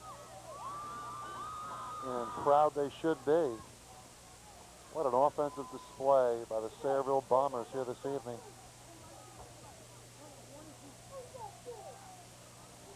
They are doing a number offensively right now on J.P. Stevens. Well, the Hawks fumbled the football, and that gave the ball back to Sayreville, and they took advantage of the turnover. Now J.P. Stevens, they're down by 2 scores, trailing by 10 points in what is a must-win game for them. On the ground, the kick goes. It is picked up. Davis, jitterbug move, then goes straight ahead up to about the 39. So the Hawks come out. And maybe a moment of truth for the Hawk offense and quarterback Bobby Sika and company.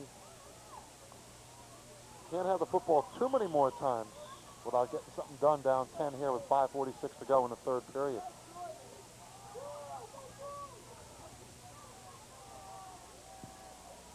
Trip receivers go left side. 1 setback behind Sika. He pitches. Khalif Johnson. Turn in the corner. Not much. Might have picked up a couple on the play. Finally ridden out of bounds. Ben Tang in on the tackle for the Bombers. Defensive coordinator Tom Zaralbin, a longtime associate of George Najar, has made some nice adjustments. Really, since early in that first quarter, they've shut down that Stevens offense in big spots.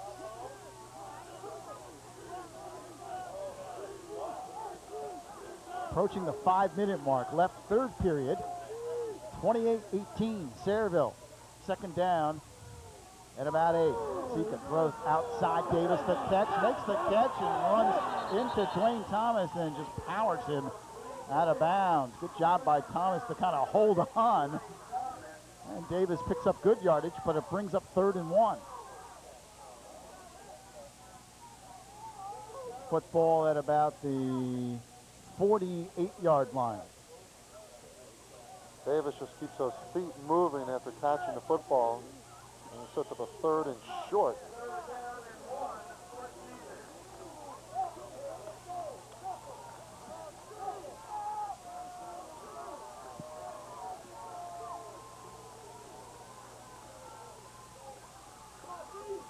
Key play for the Hawks. They run a quarterback sneak. I think he's got it. Bobby Sika goes over right tackle. He follows Lou Riggy and Marlon Johnson. 2 pretty good guys to follow. 2 excellent guys to follow, and he's got the first. 1st and 10 for the Hawks, right at the 50-yard line. It's a key drive, trailing by 10. Hawks looking to pull back within a touchdown.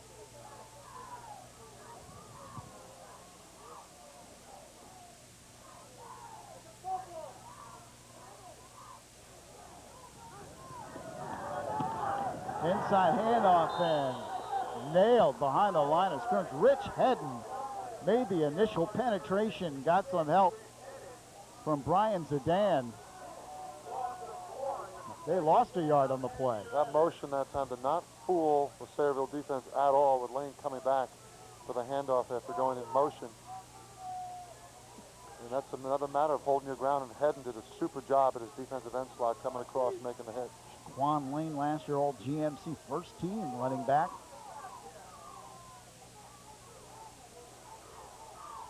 Penalty flag thrown. Sika fires, has a receiver, it's caught inside the 25, but again, there's a flag down on the play. It's probably going to be motion against the Hawks. Gotta think it's motion. And it is. Illegal motion against J.P. Stevens, wipes out the play. That's a killer. A flag's thrown that quickly. It's usually motion. It's a nice timing pattern now. They can bring that play back again. Corey Coley was the man who made the catch. Coley's a nice looking athlete. going out there. He caught a pass earlier in the game. Not only does it wipe out the play, pushes him back 5. This drive, monumental, Lou. Clock, 3:40 to go. Still third quarter, but you don't want to come up empty too many more times. Second down and 16. Hawks have it at their own 44.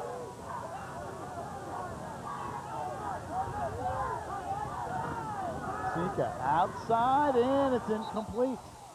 Right through the hands of Shaquan Lane. And Lane has been a good target this year. 13 receptions coming in, but not this time. That was close to being a lateral pass, a little out pass. Difficult pass to complete with the coverage right up at the line of scrimmage. This is a key play now. Third down and 16. They've really gotten it done with the ground game, trying to sweep those corners. They haven't gotten much done with the pass here, Sika and company, from J.P. Stevens.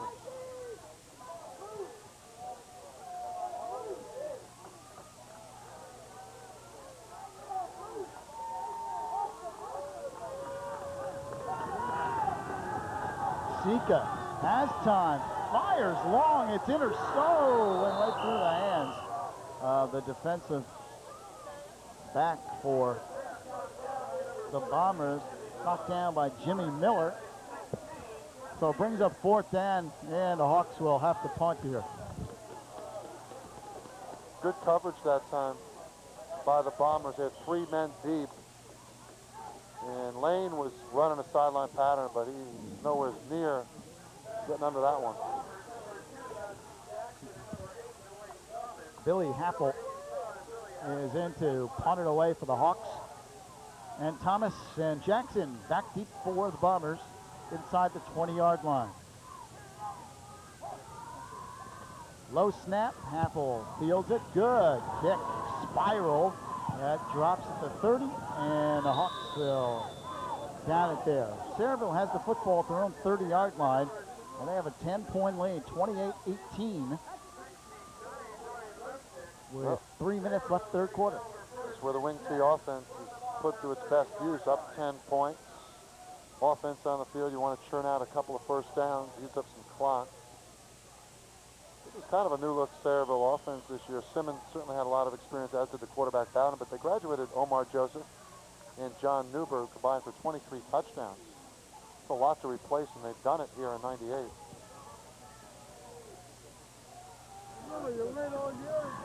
Hand off Simmons, and hit and put down. Khalif Johnson in on the tackle. And then Jamil Davis also. Pickup of about 2. Second down and 8 coming up for Sayreville. I'm told, Lou, that Omar Joseph is at a junior college in Nebraska, so he may emerge somewhere down the line, a couple of years. Very talented football player, no doubt about it. A long way from home, though. Cornhusker territory. And a draw play. That play has been extremely effective tonight. Looked like Ira Gilmore carried the football. That play where the fullback gets the delayed handoff has been very effective for the Bombers tonight. They pick up yet another first down. How much does Gilmore like being back in the backfield after being a guard at the tail end of last season? And he really runs the football like he's enjoying himself on those draw plays. He's got a lot of power, and he's very quick for a fullback. He's got that ability to drive like an offensive lineman.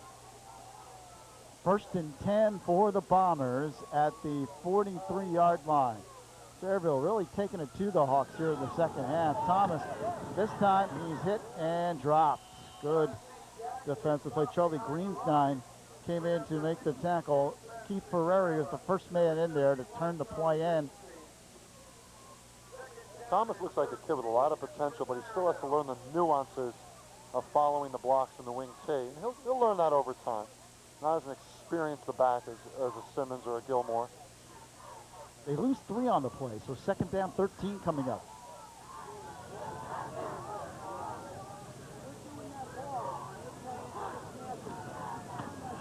Jackson cuts it in, spins across the 45. up to the 47. Khalif Johnson on the tackle. And it brings up a 4th down. And you wonder what George Nadjar will do here. He's going to go for it. Oh, 3rd down. I'm sorry. I was a down ahead. Of course he's going to go for it on 3rd down. Well, they've been running the football effectively here, Lou. This is not too long a play here, 3rd and 6. I look for him to stick on the ground. At the 47, Jackson tries to weave his way. Oh, what a run by Jackson, who was stopped in the pile at the 49-yard line and bolted ahead across the 45. And Jackson keeps those legs churning and picks up a huge 1st down, because that's going to keep this drive moving and that clock moving for Sayreville. That was a marvelous run by the junior halfback. Wow. That's exactly what you want from a Sayreville perspective. Key 3rd down conversion. Now 1st and 10 for the Bombers. At the J.P. Stevens 44. Only 20 seconds left 3rd quarter. And trying to bounce outside is Thomas. And he gets a couple of yards. Keith Ferrari again on the tackle for the Hawks.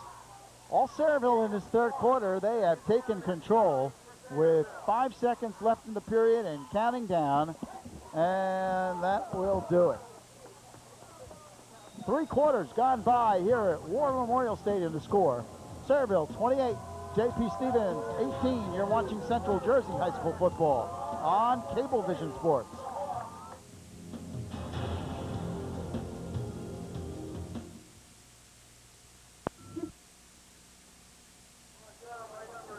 Fourth quarter is underway. Lou Brogno, Steve Tover, Anthony Campilia here in Sayreville. Glad you could join us on Cablevision Sports for Central Jersey High School football. One of our favorite places to do a game. Sayreville, always a great place for high school football. And the Bombers leading J.P. Stevens 28-18. 3rd down and 4. Let's go, guys. Come on, line up. Simmons. He's short of the 1st down. Yeah, he'll be about a yard short, Lou, but I think they'll go for it here. The ground game is working precisely, effectively. All Sayreville in that 3rd quarter, Steve Tober. Really has been. It's perfect for that wing T offense. Have the lead, keep the ball on the ground, execute with a misdirection in that wing T, and they're using all their backs effectively. Jackson, Gilmore, Simmons.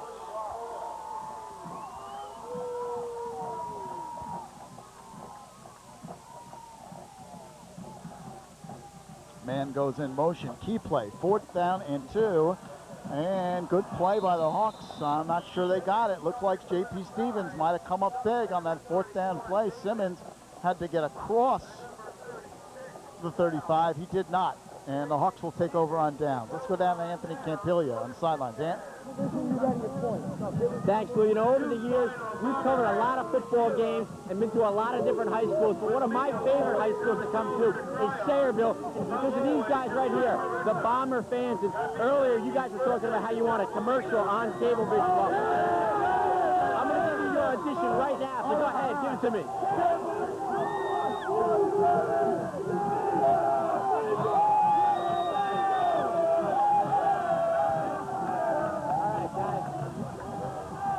The pitch goes outside to Shaquan Lane, and he picks up good yardage. Well, the Hawks are down by 10 points. That's effectively 2 scores, and they have a lot of time left, but they need to score here. Lou, is it true that those guys are all coming over to the Brogno house for dinner tomorrow night? Those Bomber guys, they're a spirited bunch. Your wife's going to have them over for a little 7-course dinner tomorrow night? I'm sure she'll be thrilled. What a great spirit here in Bomber country. That's a great place, as I said, for high school football, and always great to us down here in Sayreville. One of our favorite places to come. 2nd down and 2. Sika lets it fly, and it is nearly intercepted. That time, the offensive receiver became the defensive player, Jamil Davis, because that one was nearly picked. Yeah, a lot of contact out there, Davis. Yeah, we haven't climbing the back of the defender. We've seen a lot of contact on pass routes tonight, and we haven't seen an That one, interference. to me, was looking flag, like offensive pass interference, and he got away with one there. Because he was climbing up the back of the defender, trying to go after that football. Well, 3rd down and 2. It's a huge play. At this point, though, the Hawks are probably looking at 2 downs, don't you think? You would think, but down 10, this is crucial here. Here's a pitch. Davis, he's got the first down, and he runs hard across the 50-yard line. Jamil Davis really has run impressively tonight. He's a good-looking player. Only 185-pounder. He's been tough. I mean, you hear a lot about Lane, and he is a talent. But Davis,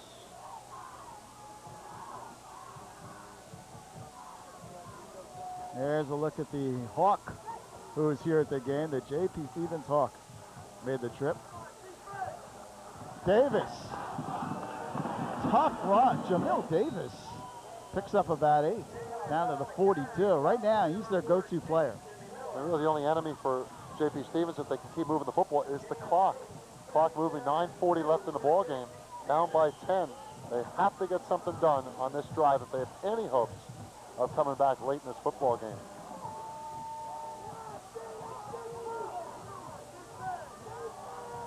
Nine and a half left, 4th quarter. 10-point lead for Sayreville, but the Hawks on the march. 2nd down and 2. Pitch to Davis, cuts it in, penalty flag down. Jamil Davis picked up enough yardage for the 1st down. He's inside the 35, but there's a flag on the play. Flag like that, you got to anticipate a push or a hold. It is a hold. Ooh, critical penalty against the Hawks. That's a killer. Holding. 10 yards from the point of the infraction. And this will bring it all the way back into J.P. Stevens territory, just on their side of the 50-yard line. So now, 2nd down and 11 coming up. Instead of 2nd and short, 1st down, we move back to 2nd and long. This creates more time off the clock, trying to move this ball down the field. 9:02 left.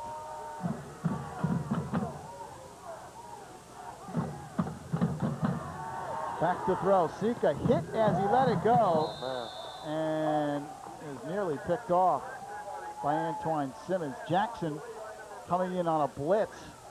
Sika did a real nice job to get rid of that football, and he didn't throw a bad pass to Coley either, the intended receiver, but Sayreville has had excellent pass protection, and it had great zone coverage. Tremendous rush on Sika.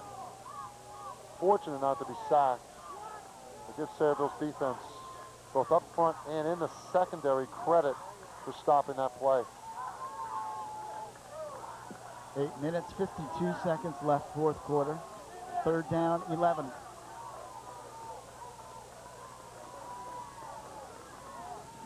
Pitch outside lane. Looking for blockers. Shaquan Lane. There's nothing there. Isabella came up, made the tackle.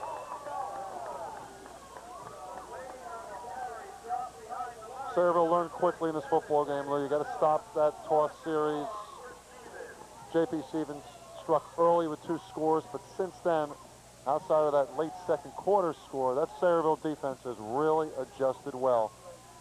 Give Tom Zaralbin, the defensive coordinator, credit, and the staff of Sayreville, and of course the players for executing. One of the Hawks players is down on the far sideline. It was an electrifying, high-scoring 1st half. Not so here in the 2nd. Sayreville has scored a touchdown. That's it. The Hawks have been kept off the board. It had the makings of that Week 3 Old Bridge J.P. Stevens game, 42-41 Old Bridge, but it's settled down, Lou, as you said, and defense taking over here for much of the 2nd half. And the Sayreville ground game working at precision. Player up, it's Shaquan Lane. And Lane will go off. He's just a little shaken up. He'll be okay. Well, let's see what the Hawks do here on a 4th down and 11 with 8.5 left. It's amazing. It's talking about Old Bridge. We did that game early in the season. John Barrett went down with an injury. They were never the same after that. No. 2-5, Bobby DeMarco's ball club, and they're pretty much done. They're going to punt, J.P. Stevens, or at least they're going to line up to punt.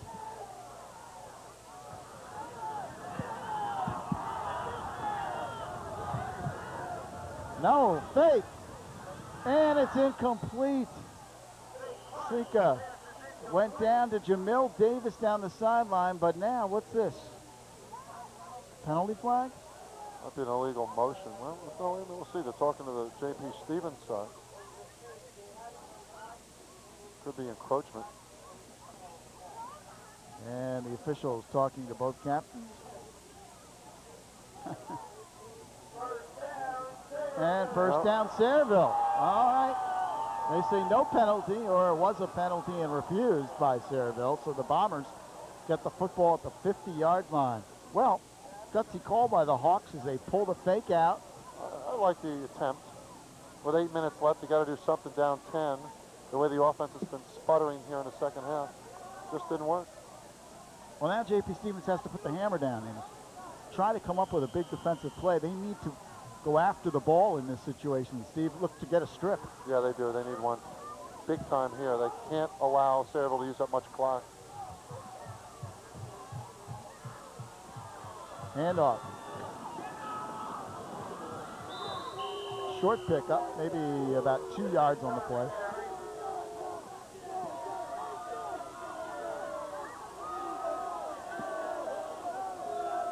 This year, of course, expanded playoffs in New Jersey, so Sayreville looking to the Central Jersey Group 4 opener next week. They got to win 3 games.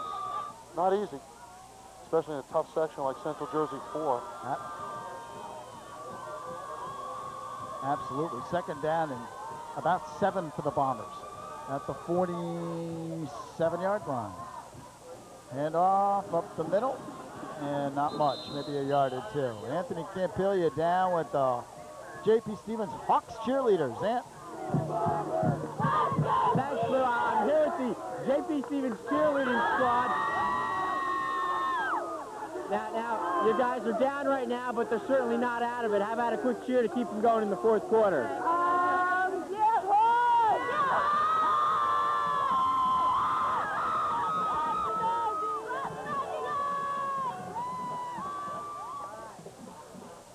Third down, 7, Sayreville. Bowden's going to throw. Nope, now he runs. Penalty flag down. Bowden's into the secondary. Breaks a tackle. Nice run by Charlie Bowden inside the 30 and down to the 28. But this one probably coming back. It looks like a hold. Holding against Sayreville. And that'll bring the play back. Charlie Bowden, he's a veteran signal caller. Led them to a state championship last year and looking to do it again in 1998. And it really helps to have a veteran quarterback returning when you graduated. Omar Joseph, John Newber, Joe Lardino on the line, a Johnny Bell, an excellent receiver. Lenny Carter is now redshirting at Stony Brook. Roy Quick, the center last year. They graduated a lot of talent, Sayreville, but they have a program in place. They just keep churning out the players. Getting it done here in 98. Ball is marched all the way back to the 42.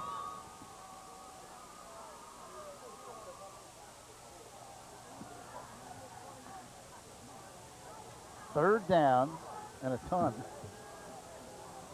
Third down and about 19, give or take. Bowden's gonna throw, setting up a screen. Simmons makes the catch, makes a nice move, cuts inside, and finally brought down at the 45-yard line. Antoine Simmons. And Sayreville could probably run another minute off the clock between that play and lining up for a punt here as we approach 5:43 left in the game. And a 10-point lead for the Bombers. And time running out on any postseason hopes for J.P. Stevens, it would appear, unless they have some monumental help from other teams in Central Jersey Group 4 in terms of losing football games. It does not look good for the Hawks. On a 4th and 16, Charlie Bowden in the kick. J.P. Stevens looking for a big play. Hawks need something big to happen here. Like that, a block. Ball is blocked, and the Hawks recover. at the 38-yard line. Big play for the Hawks. On the block was number 71, Charlie Greenstein. It's a clean block. And J.P. Stevens got the field position they want. They just have to make it happen quick down 10 with 5:09 left. Hey, it's been done before. Earlier in the season, Northern Highlands up in North Jersey came back against Fairlawn down 18-0 with 8 minutes left, won the game 21-18. First and 10, J.P. Stevens at the Sayreville 38-yard line. Handoff, Jamil Davis breaks into the secondary and breaks a tackle inside the 30 and down to the 26. 5 minutes left in the game, and the Hawks have a first and 10 at the Sayreville 26. And Lou, how much has the complexion of this game changed now? The fact that J.P. Stevens missed those 3 extra points early in the game in terms of looking now at the potential tying score instead of you looking to come back within 3 or 2. These were huge plays in the first half. Sika looks to throw. He fires, looking for the corner. It's caught! Out of bounds. It was caught, but out of bounds.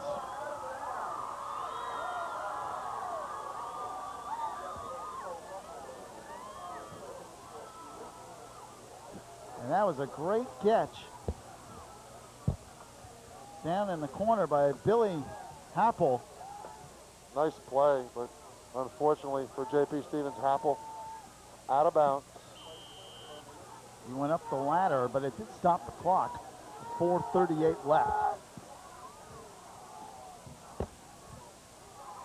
Hawks, though, would have to, they need to score within the next, I'd say, minute or so. And hope to get the ball back. Here's a pitch. Shaquan Lane hemmed in. Jackson chases him out of bounds. He does stop the clock with 4:30 left. You know, though, outside of a first half run by Lane, it's been a pretty quiet evening for number 22 in terms of Sayreville shutting him down. It's been a big part of this football game. Jamil Davis has hurt Sayreville at times, but Lane has been contained. A little rhyme there. That's talent. Third down and 7. Sika incomplete. Looking to set up a screen. They had it set up to the tight end Happel over the middle, but Sika had to get rid of it a little bit earlier than he wanted to because of the heavy pass rush and had too much mustard on it. Yeah, pass rush has really been a difference here in the second half. That was a beautifully conceived middle screen, and it would have gone for a big gainer, but Sika under immense pressure.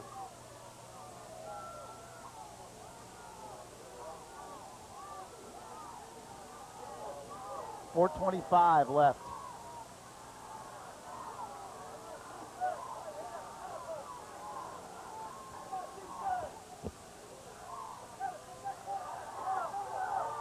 Sika outside. Khalif Johnson makes the catch, and he's brought down. Big defensive play. Is that Miller?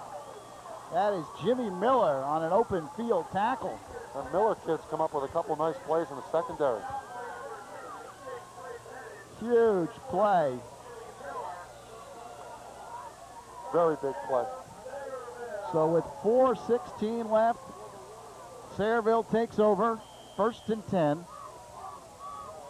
And now the Hawks really have to hope for something, a fumble recovery or a strip of the ball. They need something to happen quickly. Timeout.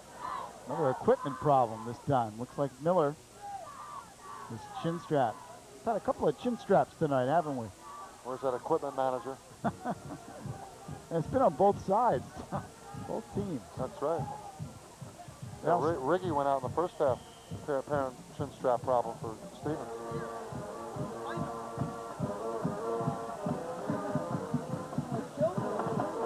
Antoine Simmons at the 40, the 50, the 40.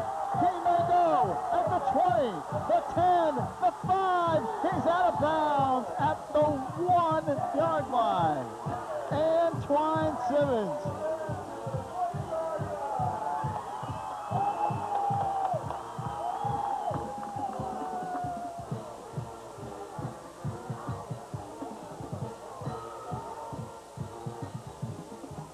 About 77-yard run. Yeah.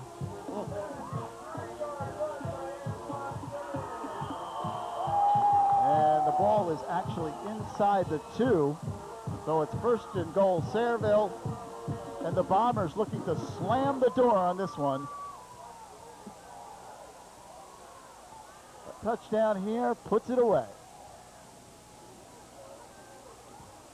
Handoff, Gilmore, touchdown, Sayreville.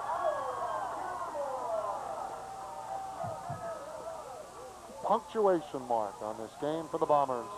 And the fans on the far side from J.P. Stevens begin to head for the exits. This one is all but over. 3:57 remaining in the 4th. And the Bombers are up 34-18, looking for point number 35 here. And Miller in to kick the extra point.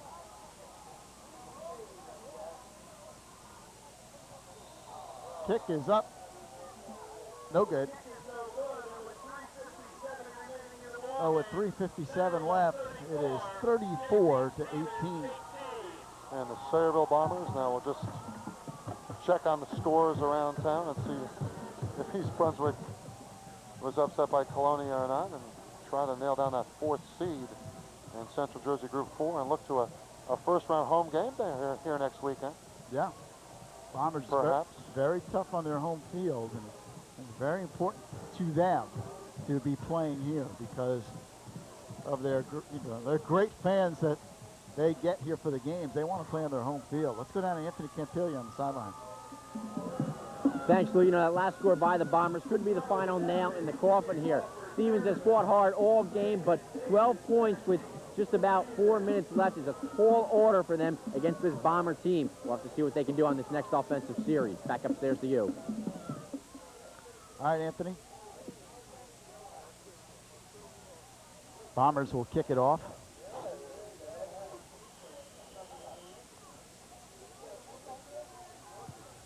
Line drive kick. Picked up at the 20 by Shaquan Lane.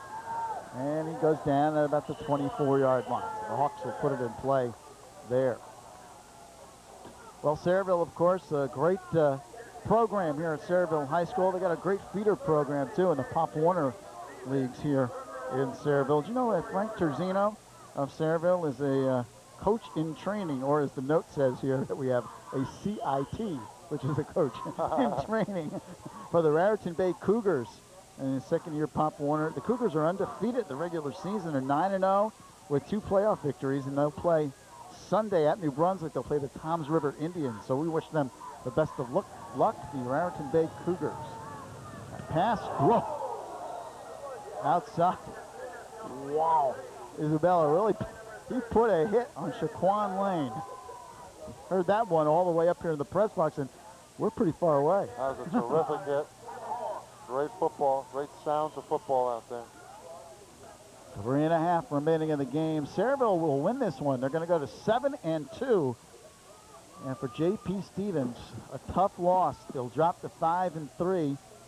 And they really had been rolling, but tonight, the brakes slammed on by the Bombers. Here is Jamil Davis. Takes a big hit. Sayreville really hitting now. Ira Gilmore on the tackle. They bring out Hunter and Central. Now that time, that was a tough hit. And Davis really took a shot. I tell you, Sayreville would love to get another shot at East Brunswick, perhaps in a 4 or 5 game in Central Jersey Group 4. That's a good possibility. And the NJSAA will have it all on their website on Monday if you're on the internet. www.njsiaa.org. And you can get the pairings. Here you go. I'm going to promo here. Steve Tober, a wealth of high school information. Websites. Jamil Davis comes off. Well, I think he's just shaking up. He'll be okay. He's played a terrific game. He and Lane both are terrific backs. They've been hit hard by the Sayreville defense after that first quarter juggernaut by J.P. Stevens when they took the quick lead. They've been contained most to the rest of this evening. 3rd down and 2. Well, maybe 3. Call it a long 3. 2:46 left.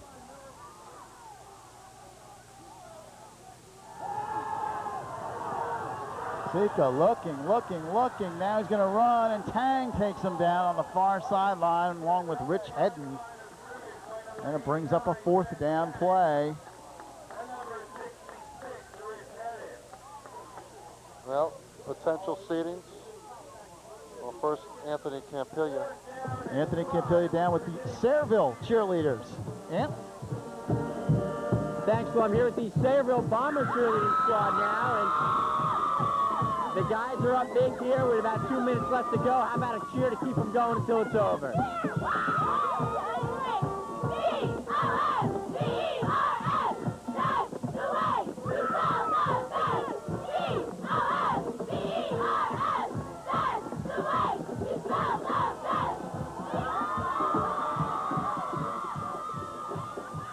Head back to the action. Shaquan Lane carries the football. And the Bombers should have plenty more to cheer about starting next week. You know, as before Anthony gave that great cheering section from the Bombers, potential seeding: Central Jersey Group 4, Hunterdon Central, maybe Manalapan and Piscataway, East Brunswick, Sayreville, Hillsborough, West Windsor, and Trenton, 1 through 8. 1st and 10 for the Hawks. Throw outside. Shaquan Lane drilled again. Sayreville is really hitting over the last 3 or 4 minutes. You would never know that they had a 34-18 lead. Like a lot of spunk playing till the end. George Najar's team. Minute 21 left. And what an influence, George. We spoke about the great job Frank Zaro's done at J.P. Stevens, but George Najar, the Home News Tribune Coach of the Year in 1996, and last year leading Sayreville to its first playoff championship, and continuing here in 98. Long pass. Inca throws downfield, incomplete. Intended for Dwayne Thomas. Intended for Billy Happel. So 3rd down and 12 coming up. Less than a minute left, 57 seconds remaining. And we want to remind you to stay with us at the end of tonight's game, as Anthony Campiglia will have head coach George Najar, the winning coach, and players of the game. I'm not sure who Anthony's going to have for the player of the game from the Sayreville side. You could pick a number of different players. It might be, I would guess maybe Antoine Simmons, I don't know, would be one of them. Omar Joseph, his successors really had a great game. And Ira Gilmore had a terrific game also at fullback and linebacker. Absolutely. Gilmore, Simmons, both doing a job on linebacker and in the backfield. Here's a little extracurricular on the far sideline. And the officials quickly in to separate the teams. You don't have anything like that going on here with 30 seconds left in the game. No, 2 fine football programs with great coaching and don't want anything to get out of hand. They've really played a spirited, hard-fought effort here tonight. Clock continues to tick down with 18 seconds left. Well, Lou, it's been a great regular season on Central Jersey Cablevision Channel 6, and the fans can enjoy the Rutgers women basketball during the winter. And playoffs just a couple of weeks away. And 1 second. I don't know if the clock is official or not. It says 1 second on the scoreboard.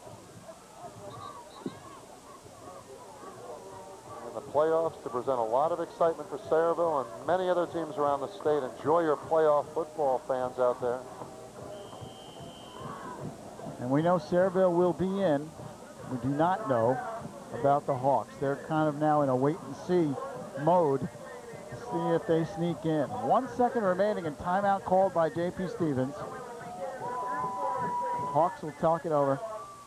J.P. Stevens will play Edison on the 26th, Thanksgiving. They lead that series 17-11-4. Fine Thanksgiving series. Well, I guess this practically guarantees the Bombers, I guess, a home field advantage, does it not? It's close. Well, depends on that East Brunswick-Colonia result, which the fans will have by the time they see this game. If East Brunswick wins, they could nail down the 4 seed. And then you have Piscataway-Perth Amboy. Piscataway needs to beat Perth Amboy as well. And then you got Manalapan involved against Middletown South. So there's a lot of big games. This is not going to be figured out, in other words, till Monday. No, it could be decided before that. But a lot of teams bunched in the 2 through 5 positions.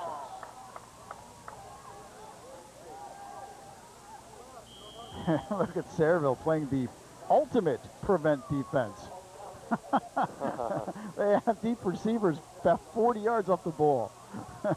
Sika's going to launch one. This is the last play of the game.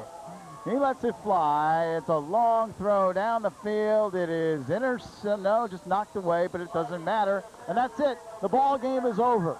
The final score, Sayreville 34 and J.P. Stevens 18. And we'll be back to talk about it in just a moment.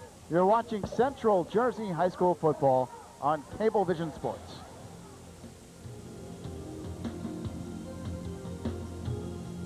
I think LSU wins the game, but I agree with Coach. Welcome back to Sayreville War Memorial High School, where the Bombers have just defeated the Hawks of J.P. Stevens by the score of 34-18.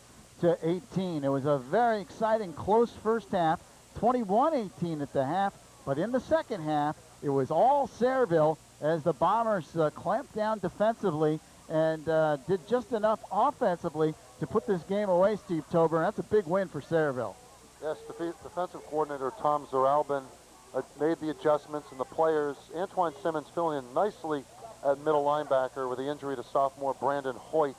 They've had to make adjustments in the defensive personnel for Sayreville, and they really contained J.P. Stevens after that quick assault early in the first 2 possessions. The Hawks scored a long run by Davis, and then Sayreville took over this game, and great job by the Bombers. They're a seasoned club coming off a state championship season in Group 3 last year. Now they're in Group 4, and they're looking to march on to those Central Jersey Group 4 playoffs next Saturday. Well, the way the first half went about, it looked like we might have one of those high-scoring 42-41 type games, but not the way it turned out. You really, as you said, have to give Sayreville a lot of credit for making those adjustments and putting the clamps on the Hawks. And Sayreville had played well last week when they lost to a very good Piscataway team, 14-13, had been blown out by East Brunswick the week before that, 28-7. So this could be a big lift for this Bomber team to snap that 2-game losing streak and then stop the 4-game winning streak by J.P. Stevens, which now falls to 5-3, looking to close out the season most likely against Edison on Thanksgiving without any playoffs in '98. Sayreville, meanwhile, improving to 7-2. They already had the 8 games to qualify for the playoffs at 6-2 coming in, but now they can try to jockey for that playoff spot, either the 4 or the 5 slot in the Central Jersey Group 4 18 field, which will be headed most likely by Hunterdon Central, who's undefeated. Well, if you're the Hawks, I guess it's just a waiting game now, right? You have to wait and hope for some monumental upsets. But George Najar and the Bombers, Antoine Simmons, Ira Gilmore, they're getting ready down on the field with Anthony Campiglia. All right, Anthony is down on the field with Sayreville head coach George Najar and our players of the game. Ant? Thanks, Lou, here with Sayreville head coach George Najar, our players of the game, Antoine Simmons and Ira Gilmore. Coach, we'll start with you. Congratulations. Just a huge victory today over a good J.P. Stevens team. You lock up that home field game in the playoffs. Got to be happy with the team's performance. Very happy with the team. They really had a good week of practice. They came focused, and it was senior night, and the kids gave us a little extra. They did a tremendous job. Very proud of them. You really seem to turn it up defensively and offensively in the second half. Well, we were hoping that we could stay on top of them. They're a very explosive team, as you know, and I thought our kids rose themselves to the occasion, and it was a great team effort all around. Guys, let's talk to you now, Antoine. Well over 100 yards on the ground and one score. Seemed to have your pick and choose of the holes out there offensively. Yeah, our line really stepped up today. They came out and just dominated JP's line. You know, people have been doubting us, and they wanted to step up and prove that we were the Bombers and we come to play. Ira, offensively and defensively, you had some big carries on the ground for the offense and some big hits defensively, a couple of scores. All-around great game for you today. I just want to say thanks to my line and everybody on my team stepping up for me. Might be my last Friday night dance, senior night. I just want to say thank you. Guys, Jackson, thanks. All right, guys, Coach, thanks a lot. Congratulations and good luck in the playoffs. Back upstairs to you, Lou. I think those guys are still ready to play, Lou. Yeah. They got their helmets on. Those are real football players. They leave their helmets on during the interviews. So that's two excellent running backs and two excellent linebackers as well. And what a performance by Sayreville. Give quarterback Charlie Bowden credit, too. He ran that offense very effectively. And that'll do it. A very successful night for the Bombers here in Sayreville. Sayreville beats J.P. Stevens by the score of 34-18. Steve, always a pleasure and a pleasure working with you again this season. Been a great season, and no matter what we encounter the rest of the way, it's been a great season on Central Jersey Channel 6 for high school football in 1998. All right, for Anthony Campiglia and Steve Tober, I'm Lou Brogno saying thanks very much for joining us, and thanks for joining us here on Cablevision Sports. A great job by everyone on the crew tonight, as always. For everyone here at Cablevision 6 Sports, I'm Lou Brogno saying good night, everyone. The final again, Sayreville 34 and J.P. Stevens 18.